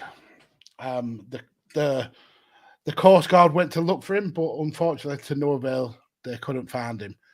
I'm clearly talking about Harold Bishop. Jelly Belly himself. Married to the beloved Madge, stars of the hit show Neighbours. Now, Madge was distraught and she ended up moving away. So essentially it was to write off 2 actors who were leaving the show. But they didn't leave it at that, did they? Because 5 years later, they brought Harold back. And he was a fucking bloke called Ted. And he'd had amnesia for 5 years. And he ended up magically coming back to Ramsey Street, where I think he was helping somebody, a new character, move into the show. And he started having little bits where he had little flashbacks of, I remember this is like deja vu. And then Helen Daniels, another character on the show, tried to tell him who he was. They rung Madge, who lived at the other side of Australia, but yet within the same episode, she was back on a plane to Erinsborough. And gradually, he got his memory back, and that was it. They did the whole Dallas. This was all a dream thing, but it took him 5 years. Instead of doing it over one season, this was a 5-year storyline of Harold Bishop dying, but really surviving and having amnesia and being a fucking removal guy called Ted. So that is my horrible storyline. Yeah, it's not a good look, is it? No. I mean, I was glad when he actually had a heart attack and died in the show, because it was just ridiculous. Okay. Oh, dear me. The only one that really pops to my mind, well, I say the only one, I mentioned earlier on about how shows I love start off, like crime shows, detective shows, whatever, start off brilliant. And, they're catching the bad guys and all this sort of stuff. And then their families start getting involved, and we have storylines where they, we hear about their life away from catching the bad guys. And it's like, I ain't about all that. Just catch the criminals. That'll do me. Mm-hmm. That frustrates me. But we've mentioned it several times on the show already. I'm going to slate Quantum Leap now. The end. Shut up. Season 5 of Quantum Leap. They are desperately searching for ratings. I would jump on my push bike and travel to Burnley, and when I get there in 3 weeks' time, I will slap your little round face. They're desperate for ratings. The beauty of Quantum Leap was it's a guy going back in time to put right what once went wrong in very small aspects. He's affecting 1 or 2 people's lives. In the 5th series, he leaps into Lee Harvey Oswald in 1 episode. Fucking ridiculous. He leaps into Marilyn Monroe's chauffeur. Fucking ridiculous. And the last but one, I think it is the last but one episode of Quantum Leap, he leaps into Elvis Presley himself. It was just a ratings grab because the show was not doing as well as it was in season 2 and 3, which was like the peak of the show, and it just took away from what I loved about that program in the first place, really. But yeah, you can hear all about that on The Waiting Room. It comes out every Tuesday morning on SJP World Media. Look at that, you professional with the plugs. Hey, I'm getting good at this shit, mate. It's only took a couple of years. Magsy, do we have anything in the chat before we get on to, I was going to say a little bit of wrestling, but... So Dan says that he feels that you didn't fully realize that what you'd read out when you read King's Pigs Banner's comment. I think mainly the part of shame that you feel after you pleasured yourself over our ruling queen, Camilla. I effectively Ron Burgundy it. Didn't I? You just, who put a question mark on the auto? I'm Ron Burgundy. Sharon says she's still not seen Game of Thrones, and then she says, "Stop shaming authors." Now, I did not shame an author whatsoever. I fully appreciate and acknowledge that it is an amazing skill, and you should take all the time it needs to write your stories. The issue is with HBO, couldn't wait, and they basically wanted to strong arm George into giving a finale, and then when he couldn't or didn't want to, they just made it up as they go along. So it was not about authors at all. It was about the greedy TV companies. I will say, with regards to authors, bang a couple more books out, love. Do you know what I mean? I want to retire. Come on. Dan Griffey says George R.R. Martin is a proper book tease. He hasn't released a game. I bet he's wrote about 5 of them. And he's like, shall I release them? No, fuck them. I will read them. Just me. These are my stories. Yeah, these are just mine. And I'll purposely rip the last page out of every single one of them, so none of you know the ending. Cam Griffin says Nitro for laugh. Yes. And then issues us with a spoiler alert. Ooh. Oh shit. That's true. The stuff I'm talking about just then. we've recorded it, but it don't come out till this week. What stuff? The Nitro stuff I was just talking Oh, about. yeah, that happened. So you've ruined it for Cam. Cam is also watching Nitro along with you, and you've basically you've Eric Bischoffed him. You give away raw results on the show. I So am you don't very, need to very tune into sorry. Nitro Nights. You go be where the show is live. I am very, very, very sorry, Cam. I'm genuinely gutted I've done that. Sharon says that's okay. Then she knows she's got another 10 years of writing to go. Dan Griffin says worst wrestling storyline: Katie Vick or Claire Lynch. Who was Claire Lynch? Was that the one in TNA? Yeah, it's with the one who Styles? AJ Styles got her up the duff, and he didn't even know her. Right. Okay. Dan Katie Griffin Vick, says I think is worst. Yeah, that's that. Yeah. I mean, it's that bad. It's good. That's that. I mean, it's jumped the shark. At least AJ was sleeping with somebody who was alive. Yeah, but he wasn't. Okay, but at least it was in. Yeah, but Kane didn't really sleep with a dead body. And surely, though, sexual chocolate Mark Henry is worse than them all. He has a do on an old biddy. He then cheats on China with a transvestite. And then him and said old biddy have a hand as a child. Yeah. And then also in his therapy session, didn't he reveal that he'd been shagging his sister? Sure he did. I don't know. So, that bit doesn't ring a bell. It happened. Believe me. Read up about it or watch the episode where him and his sister got it on. So apparently, anyway, back to George R.R. Martin. He's written about 11 to 1,200 of the pages, and apparently has got 40. The fucker's going to be dead before he finishes that next book, isn't he? Because he's not the healthiest of men. He's a big old. He's very rotund, shall we say? Anyway, Cam says, "Night ruined, Sar. Thanks, pal. For fuck's sake, Sar. Bellend. I'm sorry. Hashtag cancel Sar. Next book coming out on the 13th of May. Shameless plug. Yeah. Oh, yes. In a week. Less than a week. Indeed. So yes, indeed. We will have all the links for Sharon's next book all over the place on SJP World Media and lots of other news incoming too. Shh, it's a big, big secret. No one can know yet.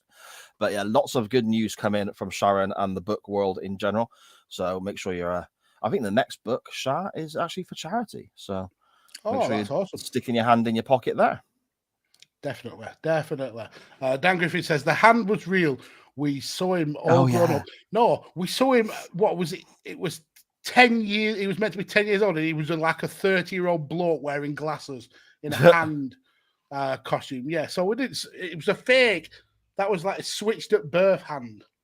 Anyway, Sharon you felt very strongly about that, just to be clear. Yeah, I mean, I overly strong. It's almost like being a wrestling fan has warped my mind. Sharon says it is for charity, mate. Was that your impression of doing Smashing Nasty there, Sharon? I think it is. Yeah, well done. And last but not least, might as well let the news out now, sir. You're making me feel bad now. And to be fair, rightfully so. I mean, you are an arsehole for it. I am, a little bit. I apologise. Just selfish, really. Yeah, anyway. Should we talk some wrestling? Let's get ready to rumble. Let's get ready to rumble.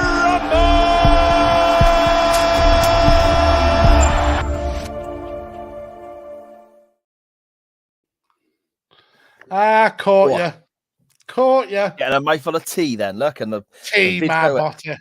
Down in a bottle of vodka there. No, definitely tea. Down in a bottle of vodka. Oh, I couldn't drink vodka straight right now in my throat. I'd die. But there we go. We have 2 matches to cover this week because the CWF, in their wisdom, made the poll a 50-50 effort again. Because they hate us and they don't like nice things. Well, in a way, they're getting both options. So, yeah, to them. It's selfish, though, because we have to watch both of them and then talk about both of them. Yeah. We've got to cram 2 matches into 35 minutes before we go over time. Yeah, and I get grouchy and grumpy because I'm tired. Yeah, exactly. So you see what Yes. so you've ruined it for Shah more than anything. Think about that, CWF, because Shah will have to put up with a grumpy Sa.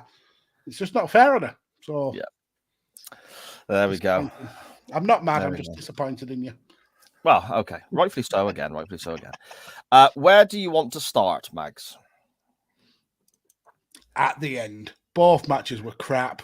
Where we're going to next week? Okay, fine. Let's do what we did last week and go in date order again, shall we? What was the word for that though? Date order. Yeah. And now I've said that, I realise I've got my notes open at the wrong page to be able to do that. There we go. I found them. It's okay. We'll go in the order that I am not prepared for. Exactly. SummerSlam 2005, Rey Mysterio versus Eddie Guerrero for the fucking custody of a child. What the hell is this crap? It's terrible. You talk about shit storylines. It's ridiculous. It's the whole storyline of Dominik being his actual father being Eddie Guerrero. It's not based in too much reality, but there's something there. It's the fact that custody can be assigned by who wins a ladder match. That's wrong, I think. It's just okay, let's get into it, shall we? I mean, the storyline itself is absolute bullshit. Let's be clear. The outside, the sort of around the outsides of this, apparently Rey Mysterio had to explain to Dominik's school that he was not actually fighting for custody of Dominik because the school believe in kayfabe. The headmaster it was real to him. Damn it! And Dominik was genuinely, upset and concerned he'd have to go home with Eddie Guerrero. Can you imagine? Dad, he said in an interview recently, I've seen him sniffing cocaine off his car keys. I don't really have to go home with him, do I? Can you imagine how traumatized this poor lad is? You add to that as well the fact that he's in this massive arena. What was it 15,000 in this building? I think 15, 16,000, something like that. And he keeps having a camera literally shoved in his mush every 30 seconds. Yeah. And he sat with a social worker as well, lest we forget. Not even his mum. His mum's backstage. Yeah, it's not a good look at all, is it? No. It's really bad. It's not. The story is just so embarrassing. Yeah, the story is that Dominik is really Eddie's son. That he's not Ray's son at all, and Ray helped Eddie out when he was at a low point in his life, when he didn't think he could look after Dominik. And the Mysterios took him in, but now Eddie is in a better place. He thinks he can look after the young kid, but it's really more about Eddie being paranoid and jealous that he can't beat Rey Mysterio. It's about being the better man. So yeah, it's fucking ridiculous. Any excuse to have a Eddie versus Rey match, I don't think it needs all this hogwash. No, it's the match could speak for itself. Unfortunately, this match didn't. I don't want to be contradictory to the stuff I've said in the past, because I'm a big fan of having a reason for I don't mind a cold match occasionally. Two guys just go in the ring and see if they can tear it up, and off they go with their athletic ability. However, I normally like to have a reason why two guys are wrestling. Whether that is just simply for a title match, a title shot, a grudge, whatever. They had... Sorry, Magsy, go on. I was just saying they had the reason. Eddie could never beat Rey Mysterio. Well, this is it. What's that? You didn't need to bring in the fact that someone else, your kid is actually my kid, and you were only looking after him, and we're going to fight in a ladder match where the winner gets a briefcase with the documents that says, this kid belongs to me. That's terrible, isn't it? Do you know what makes it even worse? That I didn't realise. Well, I must have, because I saw all this at the time, so I would have known, but I've never gone back and watched it because I hate it. But I totally forgot about this aspect of this match. It's Rey Mysterio that suggests the stipulation. Yes. That makes no sense. I would assume in America there is some court that would allow this to stand. I mean, Delaware probably, or Alabama. They'd probably allow this to stand. But yeah, it's fucking ridiculous. The storyline is ridiculous. Big shout out and much love to all our listeners from Delaware and Alabama, by the way. They don't know how to work the internet. For crying out loud, Mags. The match begins. Well, first of all, they end up on the outside very early and going for the ladder very early. It's not like when we've looked at ladder matches in the past and we have some work in the ring first. The ladder is very prominent right from the off. Yeah. We have a springboard drop kick by Rey Mysterio at one point to knock Eddie off a ladder very early on. That was quite cool. And we get a lot of spots that I suppose now have become the norm in ladder matches with certain wrestlers and people. I mean, you have wrestlers who use springboards. Rey Mysterio is a perfect example. A lot of springboards off the ropes in his whole career. So adding the ladder to it as well, you're kind of seeing stuff that it's not new and fresh at this point, but even more so to today. What is it, 18 years later or whatever it may well be, it's even less fresh, I guess. It's quite, the match, I mean, the storyline is terrible, but the match, I don't think it's aged well because the ladder matches have been so innovative in the time since this, and there's a lot of spots that kind of go awry. The first time they attempt a sunset flip off the ladder, that's botched. There's the whole ending where Vicky Guerrero is late and Eddie Guerrero is absolutely going mental about it and swearing, "Where the fuck is Vicky?" So in going back to it with a fresh pair of eyes, this is not the best ladder match that you'll see, and it's certainly not the best Eddie versus Rey match you'll ever see. No. I mean, a couple of those botches you mentioned there. The one where Eddie tries to do a sunset flip into a powerbomb off the ladder. Rey ends up having to just throw himself onto the mat. Yeah. Because he's like, because he's still on the ladder and he could have easily just trotted up and won the match. Exactly. It's not long after that I twigged on how often we're getting these extreme close-ups of, I mean, he's 7 years of age here, Dominik. And it just starts to get quite uncomfortable. Yeah, it loses its edge as well because he has the same face. I mean, the kid is a young kid, never been in the limelight before, but he has the same expression pretty much all the way through. Yeah, so it kind of like loses its edge, I suppose. And Michael Cole is there shouting, "Look how upset he looks! Look how happy he looks!" And it's just the same. Yeah, I mean, but we do get a little bit of a revelation from Michael Cole, and it's actually made me respect him a hell of a lot. He says that his sons are both adopted, which I think, you know what, manning up, it takes, any man can be a father, but it takes a real person to be a dad. And yeah, props to Michael Cole for that. Yeah, exactly, mate. Exactly. We get a few spots that look quite uncomfortable as well. There's a baseball slide on the outside, or maybe even a low-level drop kick, like a basement drop kick that sends a ladder into Eddie Guerrero's face. That looks... that was either really well done or they've had an accident. It was that kind of, Yeah, I'm leaning towards it being a botch. And Eddie Guerrero slingshot into the corner. Looked quite vicious as well. And I suppose we come to the biggest mistake is the one that we need to talk about the most with regards to a timing issue and effectively Vicky Guerrero missing her cue. Now on the network, it's been tidied up a little bit. You see Eddie Guerrero being very cross and shouty, but you don't quite get what he's shouting. There are other versions online or like the original footage where you can see this, but effectively he was Eddie Guerrero for a long time at the top of that ladder. Yeah. Eddie Guerrero is climbing the ladder. And this is where he's got Rey Mysterio pinned underneath, isn't it, Max? Yeah. And he's supposed to get so far up the ladder. And then Vicky Guerrero is supposed to come out, stop him climbing, and they have a bit of a discussion, an argument, whatever. Vicky Guerrero doesn't come out. And Eddie's just kind of stood there like a lemon, holding on to the briefcase. She Papa Shangoed him. Oh, could easily have won the match there and then. Ray starts shaking the ladder a little bit. Eddie takes what looks like quite an uncomfortable fall. I mean, I think we were very close to having Sid Vicious leg break territory there, the way he came down on his one foot.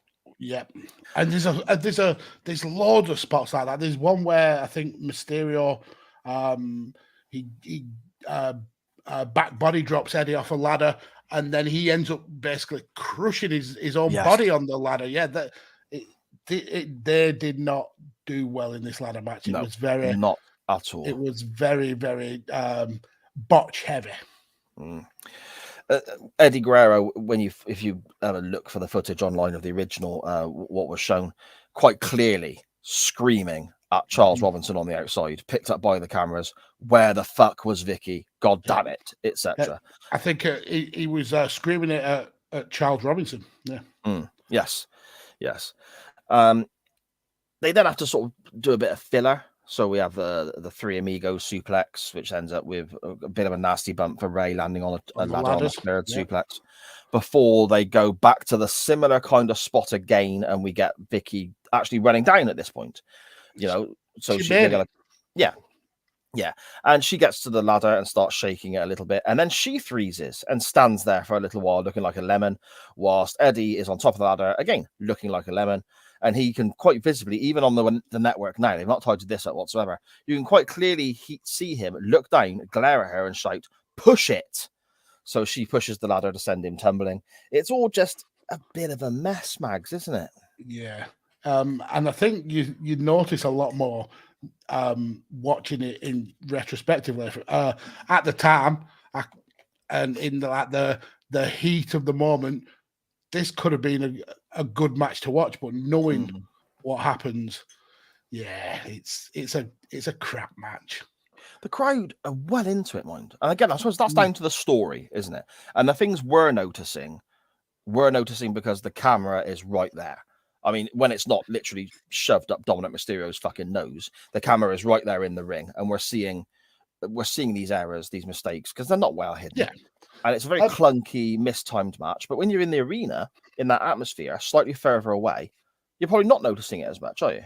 Yeah, and there are positives to this match. The overhead camera, you get a couple of good spots there. The one where Rey Mysterio's dangling from the briefcase, and then he essentially lands on Eddie's shoulders and gets powerbombed. That's a good spot. The bit where Dominik Mysterio gets into the ring and Eddie's screaming, "You are coming home with me," and why don't you love me? I'm going to make you love me. And then threatens to punch him, which in front of the social worker, but yet still valid to be able to claim custody of this kid. But yeah, this match has not aged well for me at all. But even that's mistimed to me. Even that does. It looks like I could be wrong. Yes, it looks like Eddie pulls his arm back to throw a punch. I think my internet's dropping out. And then looks back. It looks like it's yeah. Eddie's bringing his arm back to throw a punch, and it's almost like I think Ray is supposed to grab his arm to stop him, which would naturally get a pop. But Eddie looks back. Yeah, Eddie looks back and like basically see where Ray was. Yeah, it was yet another mistimed botch, whatever you want to call it. Yeah. Oh dear me! Eventually, Eddie does crash off the ladder when Vicky is there getting involved, and she also plays a part in the finish because she stops Eddie getting Rey Mysterio as he's climbing the ladder to get the briefcase at the end. Everyone celebrates, the crowd reacts, and yeah, I'm quite happy to never watch this again, to be honest. Yes, like I said multiple times, this has not aged well. The storyline itself it's wrestle crap territory. But normally you would say that a match between Eddie and Ray would cover that up. This for me didn't. Watching it back, 28 years or 18 years past. Yeah, it's not aged well at all. No, not at all, mate. Not at all. I suppose then, out of 10, what are we thinking? Yeah, it's not the worst thing we've ever watched. Don't get me wrong. I mean, it's hard. A bad match for Eddie Guerrero and Rey Mysterio is still better than a lot of people's good matches. Yeah. That being said, this is a 6 for me. Really? Okay. I'm surprised you've actually gone that high. Oof, Jesus. I hated this. I hated watching two wrestlers take risks in the ring that it ended up. I mean, they all take risks all the time, of course, but some of these, it just looked horrific. Some of these bumps, and you don't want that. I don't see how, when one of the biggest spots in the match is just completely fucked with Vicky Guerrero not coming out when she should. And then you can see Eddie Guerrero screaming instructions and so on. It's just, it keeps getting marked down and marked down. The guys, they work hard and they take these crazy bumps, and there's some spectacular moves, of course. I'm not comfortable with this poor 7-year-old lad being in this situation, knowing how he struggled with it at the time. In recent interviews, he's spoken about it and so on. I hate this. I don't want to go back and watch it again. It's a 4 for me. Wow. I mean, Dave Meltzer gave this a 3.5 stars as well. Well, Dave Meltzer is fucking wrong. Jesus. There we Poor go. Dave. No bollocks. No bollocks. Yeah, that's right. He hasn't. Yeah, fair enough. So then, our second match on the 50-50 poll, we head to TNA Turning Point pay-per-view from 2009, and we'd see a very slim, lacking certain weight and muscles, Kurt Angle. I mean, it's almost like he wasn't on the juice. Taking on Desmond Wolfe. Speaking of on the juice, sorry to jump back a little bit. The size of Eddie Guerrero's neck and shoulders and so on was absolutely ridiculous. His veins, yeah. Roided, and it's really sad now in hindsight, because this is August 2005. I'm fairly certain Eddie died a few months after. Yeah, I think less than 3 months. Yeah, it's quite uncomfortable to look at, I think. Yeah, it is. It is. But there we go. Anyway, Angle versus Desmond Wolfe. We have the Turning Point pay-per-view, as I said. The whole story of this is that Kurt Angle is saying that the guys in TNA don't have to prove anything to him. He joined the company thinking it was full of kids and upstarts, but there's fantastic wrestlers there. And then Desmond Wolfe debuts and attacks Angle, saying he wants to prove something to him and he wants to get a star in his own right off the back of Kurt Angle's name. Magsy, have you seen this before?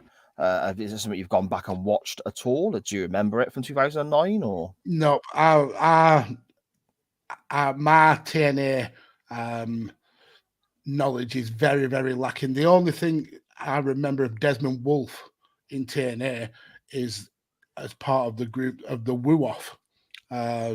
We was part of Ric Flair's Fortune, I think it was called, his faction.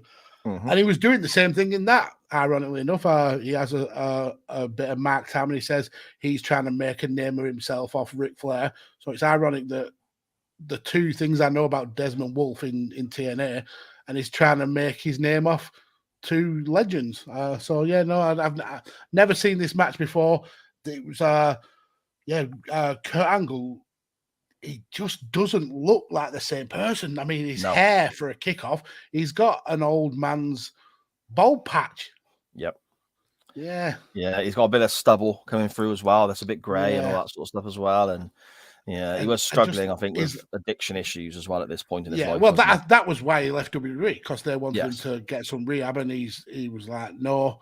And then TNA would let him wrestle, and obviously they turned a blind eye to the I think it was prescription pills, weren't it? He was addicted to that, painkillers. But yeah, he doesn't look good in this. But the wrestling, I mean, we've just watched a match. We just spoke about a match where there was lots of mistakes and botches. Kurt Angle, he's a machine. It's like a clinic. It's like a wrestling clinic, this match. And again, when we give our ratings and so on, obviously his own personal opinion. I didn't enjoy what I watched in that ladder match. It's not for me. This is my type of wrestling. This I love. Yeah. You know? Before we get to the actual match itself, Magsy, very quickly, did you watch anything else from this pay-per-view? I skimmed through bits of it. Okay. Watch the main event. It's fantastic. But there's a promo from Scott Steiner that happens. He's taking on Bobby Lashley on this pay-per-view, and he's been stalking Lashley's wife. And there's a couple of lines from that promo I have here where he says he's going to take Lashley home and pin him on his own front yard, and then he's going to cover his wife. Fantastic stuff from Scott Steiner. Brilliant. I mean, the things there's some videos by I can't remember actually. It's on YouTube called Steiner Mania, and a lot of his promo work from TNA is absolutely superb because there's just no filter, absolutely no filter there. The bits he has a storyline with Bubba Ray Dudley where he smashes up the dressing room. There's one with Eric Young, and Eric Young's coming in doing like poses for bodybuilding, and Scott Steiner is fucking livid, and Eric Young keeps popping his head through the door. What about these? The trapezium, and he's like, "Fuck off! Get the fuck away from me!" It's brilliant. Oh, Steiner's absolute gold here, isn't he? He's brilliant. But we're not here to talk about Scott Steiner, sadly, because it always makes me laugh. But not his brother, though. Fuck that guy. The match begins then. Well, first of all, we get the entrances, and Desmond Wolfe looks incredibly like a mid-2000s indie guy straight off the bat. Yeah, you know, very bland. It looks like the starter of a creator wrestler on WWE 2K13 when you can't be arsed, so you end up with just the most generic wrestler going. Pair of sunglasses, trunks, that'll do. Kurt Angle comes out, and I think this entrance theme that he had in TNA is an absolute banger. I love it. It's good, but you think Kurt Angle, you think medal, don't you? Yeah, this is true. Even though he did wrestle more in TNA than he did in WWE. Yeah, that's true. The match begins with, like I suppose, like many actual wrestling contests do, numerous wrist locks, arm drags, hip tosses, and so on. We're kind of going hold for hold to a degree early on. And it is some great wrestling, Mags, isn't it, to start off with? Yep, and you would have expected Kurt Angle to run the show, but it's actually Desmond Wolfe who starts off with just taking the lead, and some of the wrestling, and then the counters, and then the counters for those counters. It's brilliant, so good, and the running theme through this whole match is Desmond Wolfe working Kurt Angle's arm and really kind of like butchering his left arm to the point where we see him struggling with the ankle lock. We see him struggling with the angle slam. His angle selling with this arm is absolutely top notch, absolutely brilliant. To the point where it actually, for me, kind of it almost ruins the ending. But I'll say why when we get there. Okay, interesting. Desmond Wolfe takes control for a period after he kicks the rope, doesn't he? What the Angle is leant against or has his arm against, and so on, which I thought was quite an inventive thing there. You don't see that very often, do you? No, you're absolutely right. And I think the crowd as well are so into this because I'm assuming this was in the Impact Zone or whatever the arena was called. Yes, it's very small, close sellout crowd of 1,100 people. It's very closed in, but they are passionate, and the chance of this is wrestling and this is awesome. Yeah, it really helps you get invested. But yeah, Desmond Wolfe he's out wrestling Kurt Angle, which is a feat not many people can do. Yes, indeed. You say there, Max, as well. He works on Angle's arm for a great deal. Before we get Kurt Angle fighting back with a vertical suplex and a backbreaker, before he misses in the corner. Does the old spot of running the running shoulder block into the corner. Wolfe moves, and again, it's more issues with the arm, Mags, isn't it? Because he goes through and hits the ring post, as we see numerous wrestlers do all the time. But again, with Angle, it looks so real.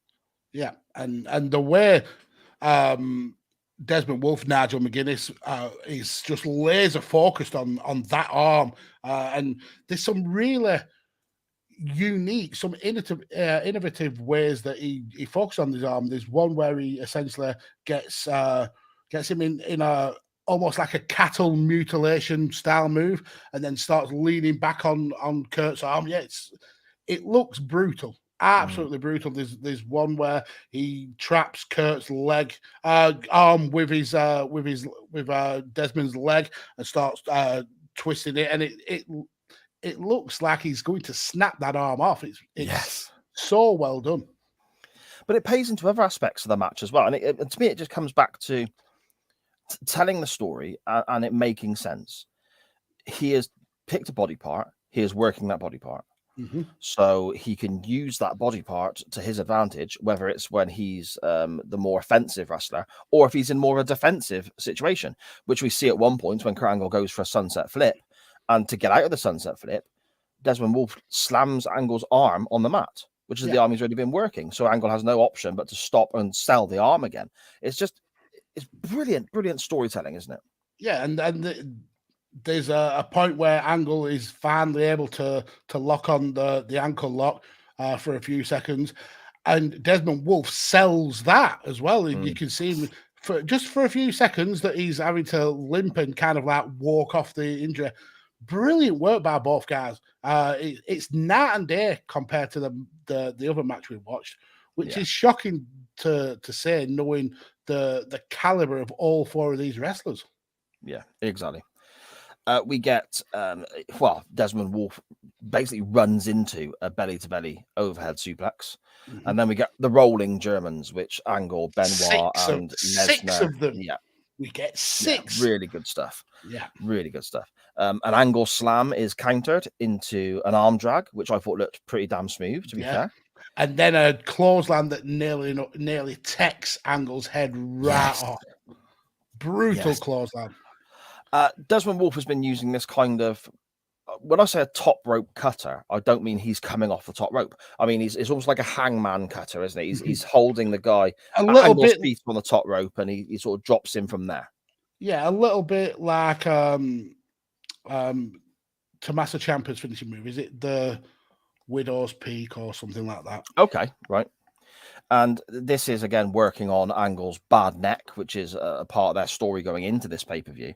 He goes for this, but it's countered into an Angle slam for a 2 count. And again, it's just, this is what I love about pro wrestling and guys like Angle. Guys, as much as I hate the guy for what happened at the end of his life, the likes of Benoit, the likes of Lesnar, Bret Hart, Shawn Michaels to a degree, Steamboat and Flair back in it, when it's move for move and it's actual wrestling. It's not just, again, a Nitro Nights phrase we use quite often, punchy, kicky bullshit. This to me is pro wrestling. It is. And then as we come to the end, we get the move sets ramp up a little bit. We see Angle miss the moonsault. He also goes for a superplex, which is Desmond Wolfe goes for a superplex. That's blocked. And we see Angle paying tribute to his good friend, Mr. Guerrero. Yes. He hits a frog splash. That was great a as well, brilliant. Didn't it? It did. But what would have made that better is if he went for a shooting star press and actually landed it rather than Brock Lesnar. I bet if Angle back in this time wanted to, he could do it, and it would look perfect. Everything you look at his moonsault, it's fantastic. Yeah, it's I bet it could. It's fantastic. It's like he could do everything, couldn't he? He absolutely could. I mean, he was a late comer to professional wrestling, obviously with his Olympic wrestling past, but he just got it. He just absolutely got it. So anyway, as we carry on towards the end, we see Angle looked like he was going to attempt maybe a tombstone. Yes. But then that's reversed with the old kicking legs. So Desmond Wolfe went for a tombstone, but then we got a really good kind of reversal into the ankle lock, which Desmond Wolfe sold the ankle lock so well. He made that look like it was the most painful move. And then it got to the part where it took me out of the match. Okay. Because usually Angle would win off the ankle lock. Tried and tested. This is his finishing move. But Desmond Wolfe survives multiple ankle locks for a long, long time, and then gets trapped in an armbar. Now, the reason it took me out of the match was because the whole focus was on Kurt Angle's arm. But then the first time that Desmond Wolfe is in an arm submission move, he taps out like a baby rat bitch. I didn't get it. It didn't make sense. See, to me, I liked this. And it's more from the aspect of Angle having the bad arm. He's applied the ankle lock, which is his finisher. You know, he's trying to get a submission with that, which he has done many times, but he can't get the submission because he's selling the arm. So then he goes into that kind of, I think Taz called it a Juchi Gatami. It's like the sort of hammerlock arm hold kind of thing. Yeah, it's like I think Alberto Del Rio's got a similar move. Is it the cross arm breaker? Okay, and that obviously still uses his arms, but also requires strength from his legs. So that kind of made sense to me. And then it goes from that into again what Taz referred to as a side triangle choke, where he's choking the guy with his legs because he can't use his arms, and that's how he got the submission. That to me, I think, made quite a bit of sense when you look at the Angle arm injury. You know? Yeah, I suppose. I didn't kind of vibe with the fact that Angle had took so much damage to his arm, and then the first time that Desmond Wolfe had like his arm trapped, he was tapping. It just that kind of didn't make sense to me. But now the way you explain it there, that kind of does make more sense. I mean, that's just what I took from it. And it was also it was good that it didn't finish with the typical finishing move because it's just fresh when someone isn't winning by hitting their big move. Yeah, exactly, mate. Exactly. So then, out of 10, Magsy, what are you thinking of this one? I mean, as I've said, it's night and day compared to the Eddie versus Ray match. Great chain wrestling. Everything as an older wrestling fan, I appreciate more. Nobody comes out of this match looking bad. Both are elevated from it.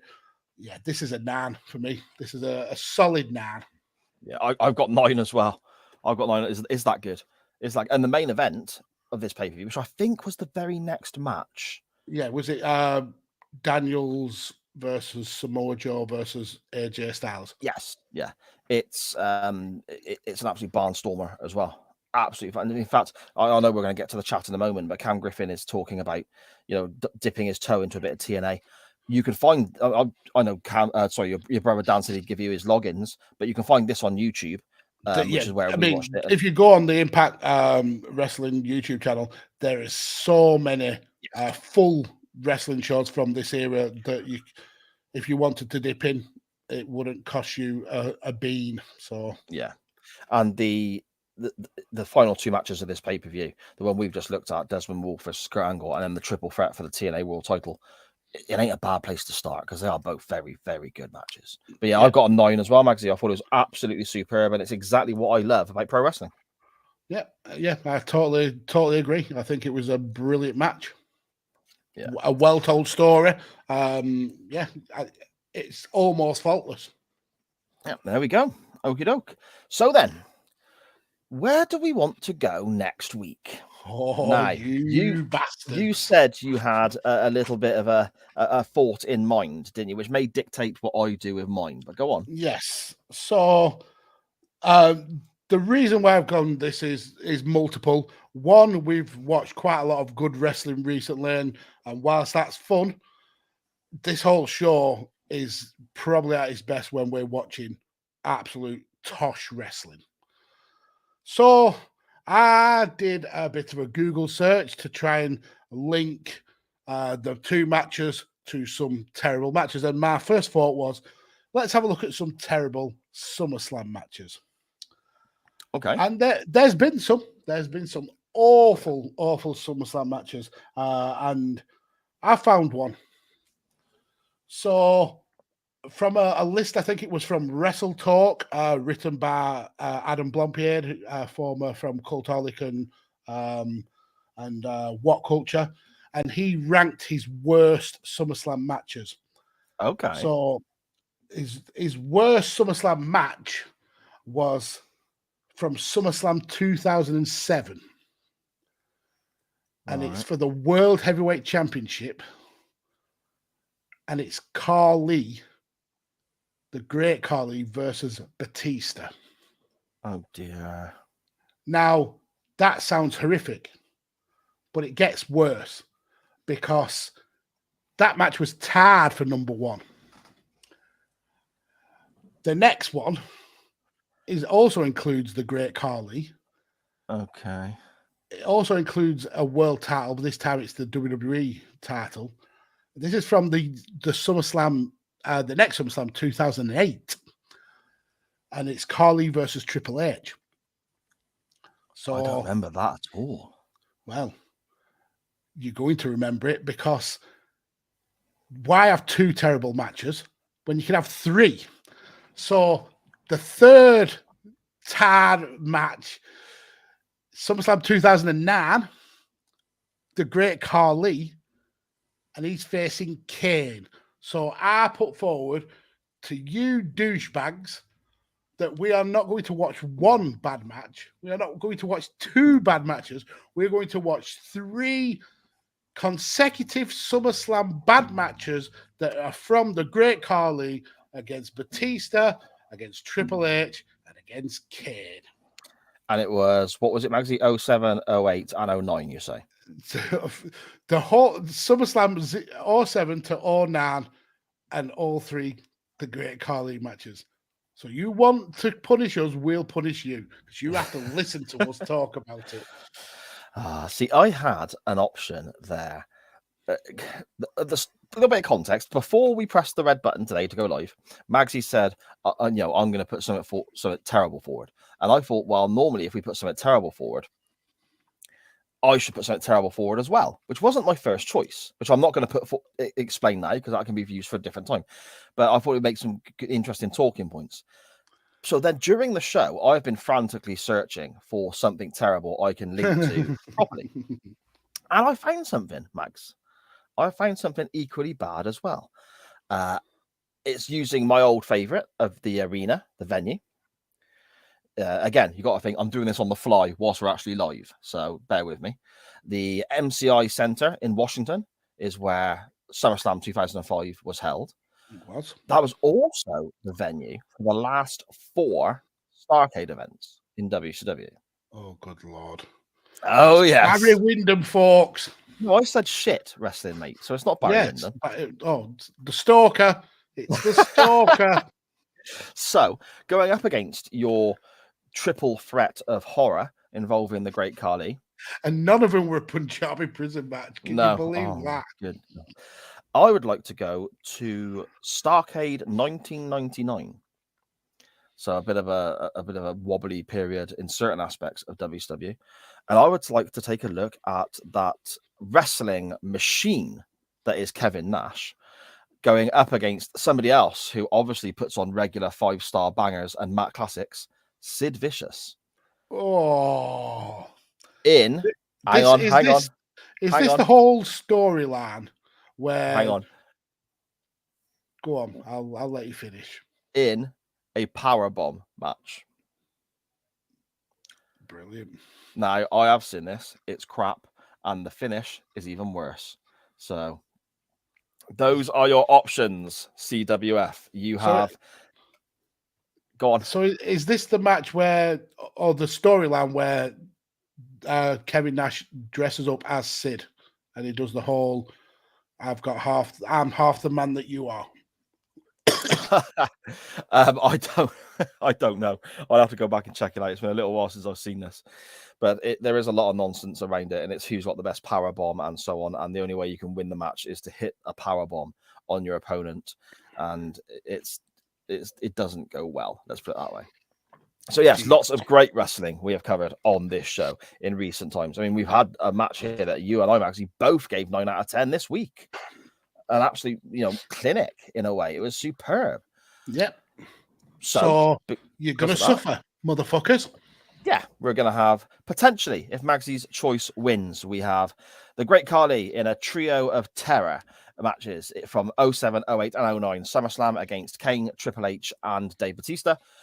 Or we have the match from Starrcade 99, Nash and Sid Vicious, 2 guys who never really like leaving their feet, even to walk, never mind doing anything else, in a powerbomb match it's as bad as it sounds. Make sure you are keeping your eyes peeled on our social medias later in the week so you can vote in the poll, retweet it, and so on. Go on, give us a 50-50 of those shit options, you bastards. Let's see what happens. Dan Griffin says 50-50 next week to make 4 matches for me trying to outsmart them. Yeah. Oh, dear. And I bet he's going to be manipulating it in that secret little group. But there we go. Magsy, as soon as you are done coughing your guts up, my friend. I mean, it wouldn't be Monday without it. It wouldn't. It would not indeed. God knows what you get up to on the weekends. Yeah, I'm fine all week. It's just the thought of chain wrestling brings me out. Shall we have a quick scan through the chat and see if there's anything else there that we need to touch upon before we depart? There's a couple of good ones. Cam Griffin says he's guessing that Nash rips his quads in this match. And then King's Balor says no, but Shane and Vince did. Absolutely brilliant. King's Balor also says, Dan, can you add Cy and Mags to the group? No, we don't want to be in your little clique trying to manipulate this. You carry on being you, and we'll just have to put up with it. Hey, you speak for yourself, mate. I want friends. You hate group chats. I do hate. I'm not a big fan of group chats. That is true. So you wouldn't like it in there anyway. No, this is very. And he says it'll set our mind at rest. King's Balor still arming for the Barry Horowitz link. I mean, we will get there. It will get there. It will. And Cam saying he's not interested in TNA yet because he's having his fill of Jimmy Hart on Nitro. Thank you very much. And he's also started getting into Lucha Underground. That is batshit crazy stuff. Great wrestling, but absolutely I've never seen crazy. I mean, everybody has characters, and when you die, you die in the.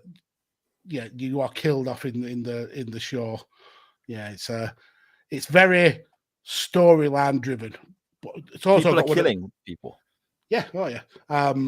But it's got one of the best looking wrestling belts in the world with the Gift of the Gods title. Such a great. Oh, I've seen that with the discs that go into it and stuff. Yeah, yeah, it's so good. But yeah, that's the big parts of the chat covered up. Me, we've gone Broadway again over 2 hours. See what you do to yourselves. You should be in bed by now, folks, but no, you're listening to us. But we love you for it. We really do. We do. Magsy, where can people find you online, my friend?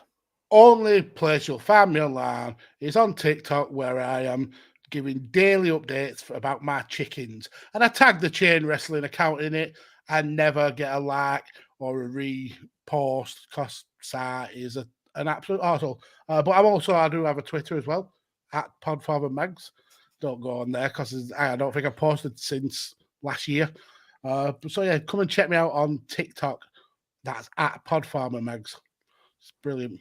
Chicken-based comedy. Content. I can't see any likes or anything. Excellent. Hey, look at that. I can't see any likes or comments or anything like that to the Chain Wrestling account. Because like I said last week, Max, I've lost the logins. So I've got to I will give you then some an update. The chickens, or one of the chickens, laid a humongous egg, like an ostrich size egg, and it was our first double yolk. Yeah, so nice. Yeah, good so stuff. I ate man. it. Good stuff. Delicious. Yeah, fair enough. Anything I am involved in, you can find via the network that carries this show. That's at SJP World Media on Facebook and Twitter, and all your podcast players, platforms, and providers. And as we've listed in the show already, there's so much going on SJP World Media. New shows every day of the week. New shows coming in all the time as well, with regards to literally brand new shows. You know, new topics being covered and all sorts, not all involving me, thankfully. So it's going to be... All wrestling. No, all wrestling. It's growing all the time. But that's at SJP World Media. But most importantly, you can follow this show on Twitter and Facebook and Instagram and TikTok. But I haven't got the logins anymore, so bear with me. I'll have to resort all that out again this week. But yes, Twitter and Facebook at Chain_Wrestling, where you'll find the non-wrestling topic, the poll, and all other sort of random nonsense stuff that we tend to share around in the CWF. Maxie, I'm off now, because we've been speaking about it so much this week, to watch the episode of Quantum Leap that Terry Funk was in, because it's just fucking stupid and funny. I'll speak to you next week, my friend. Bye-bye, folks. I haven't even got the video prepped up because I am just as professional as Sa. Bye-bye.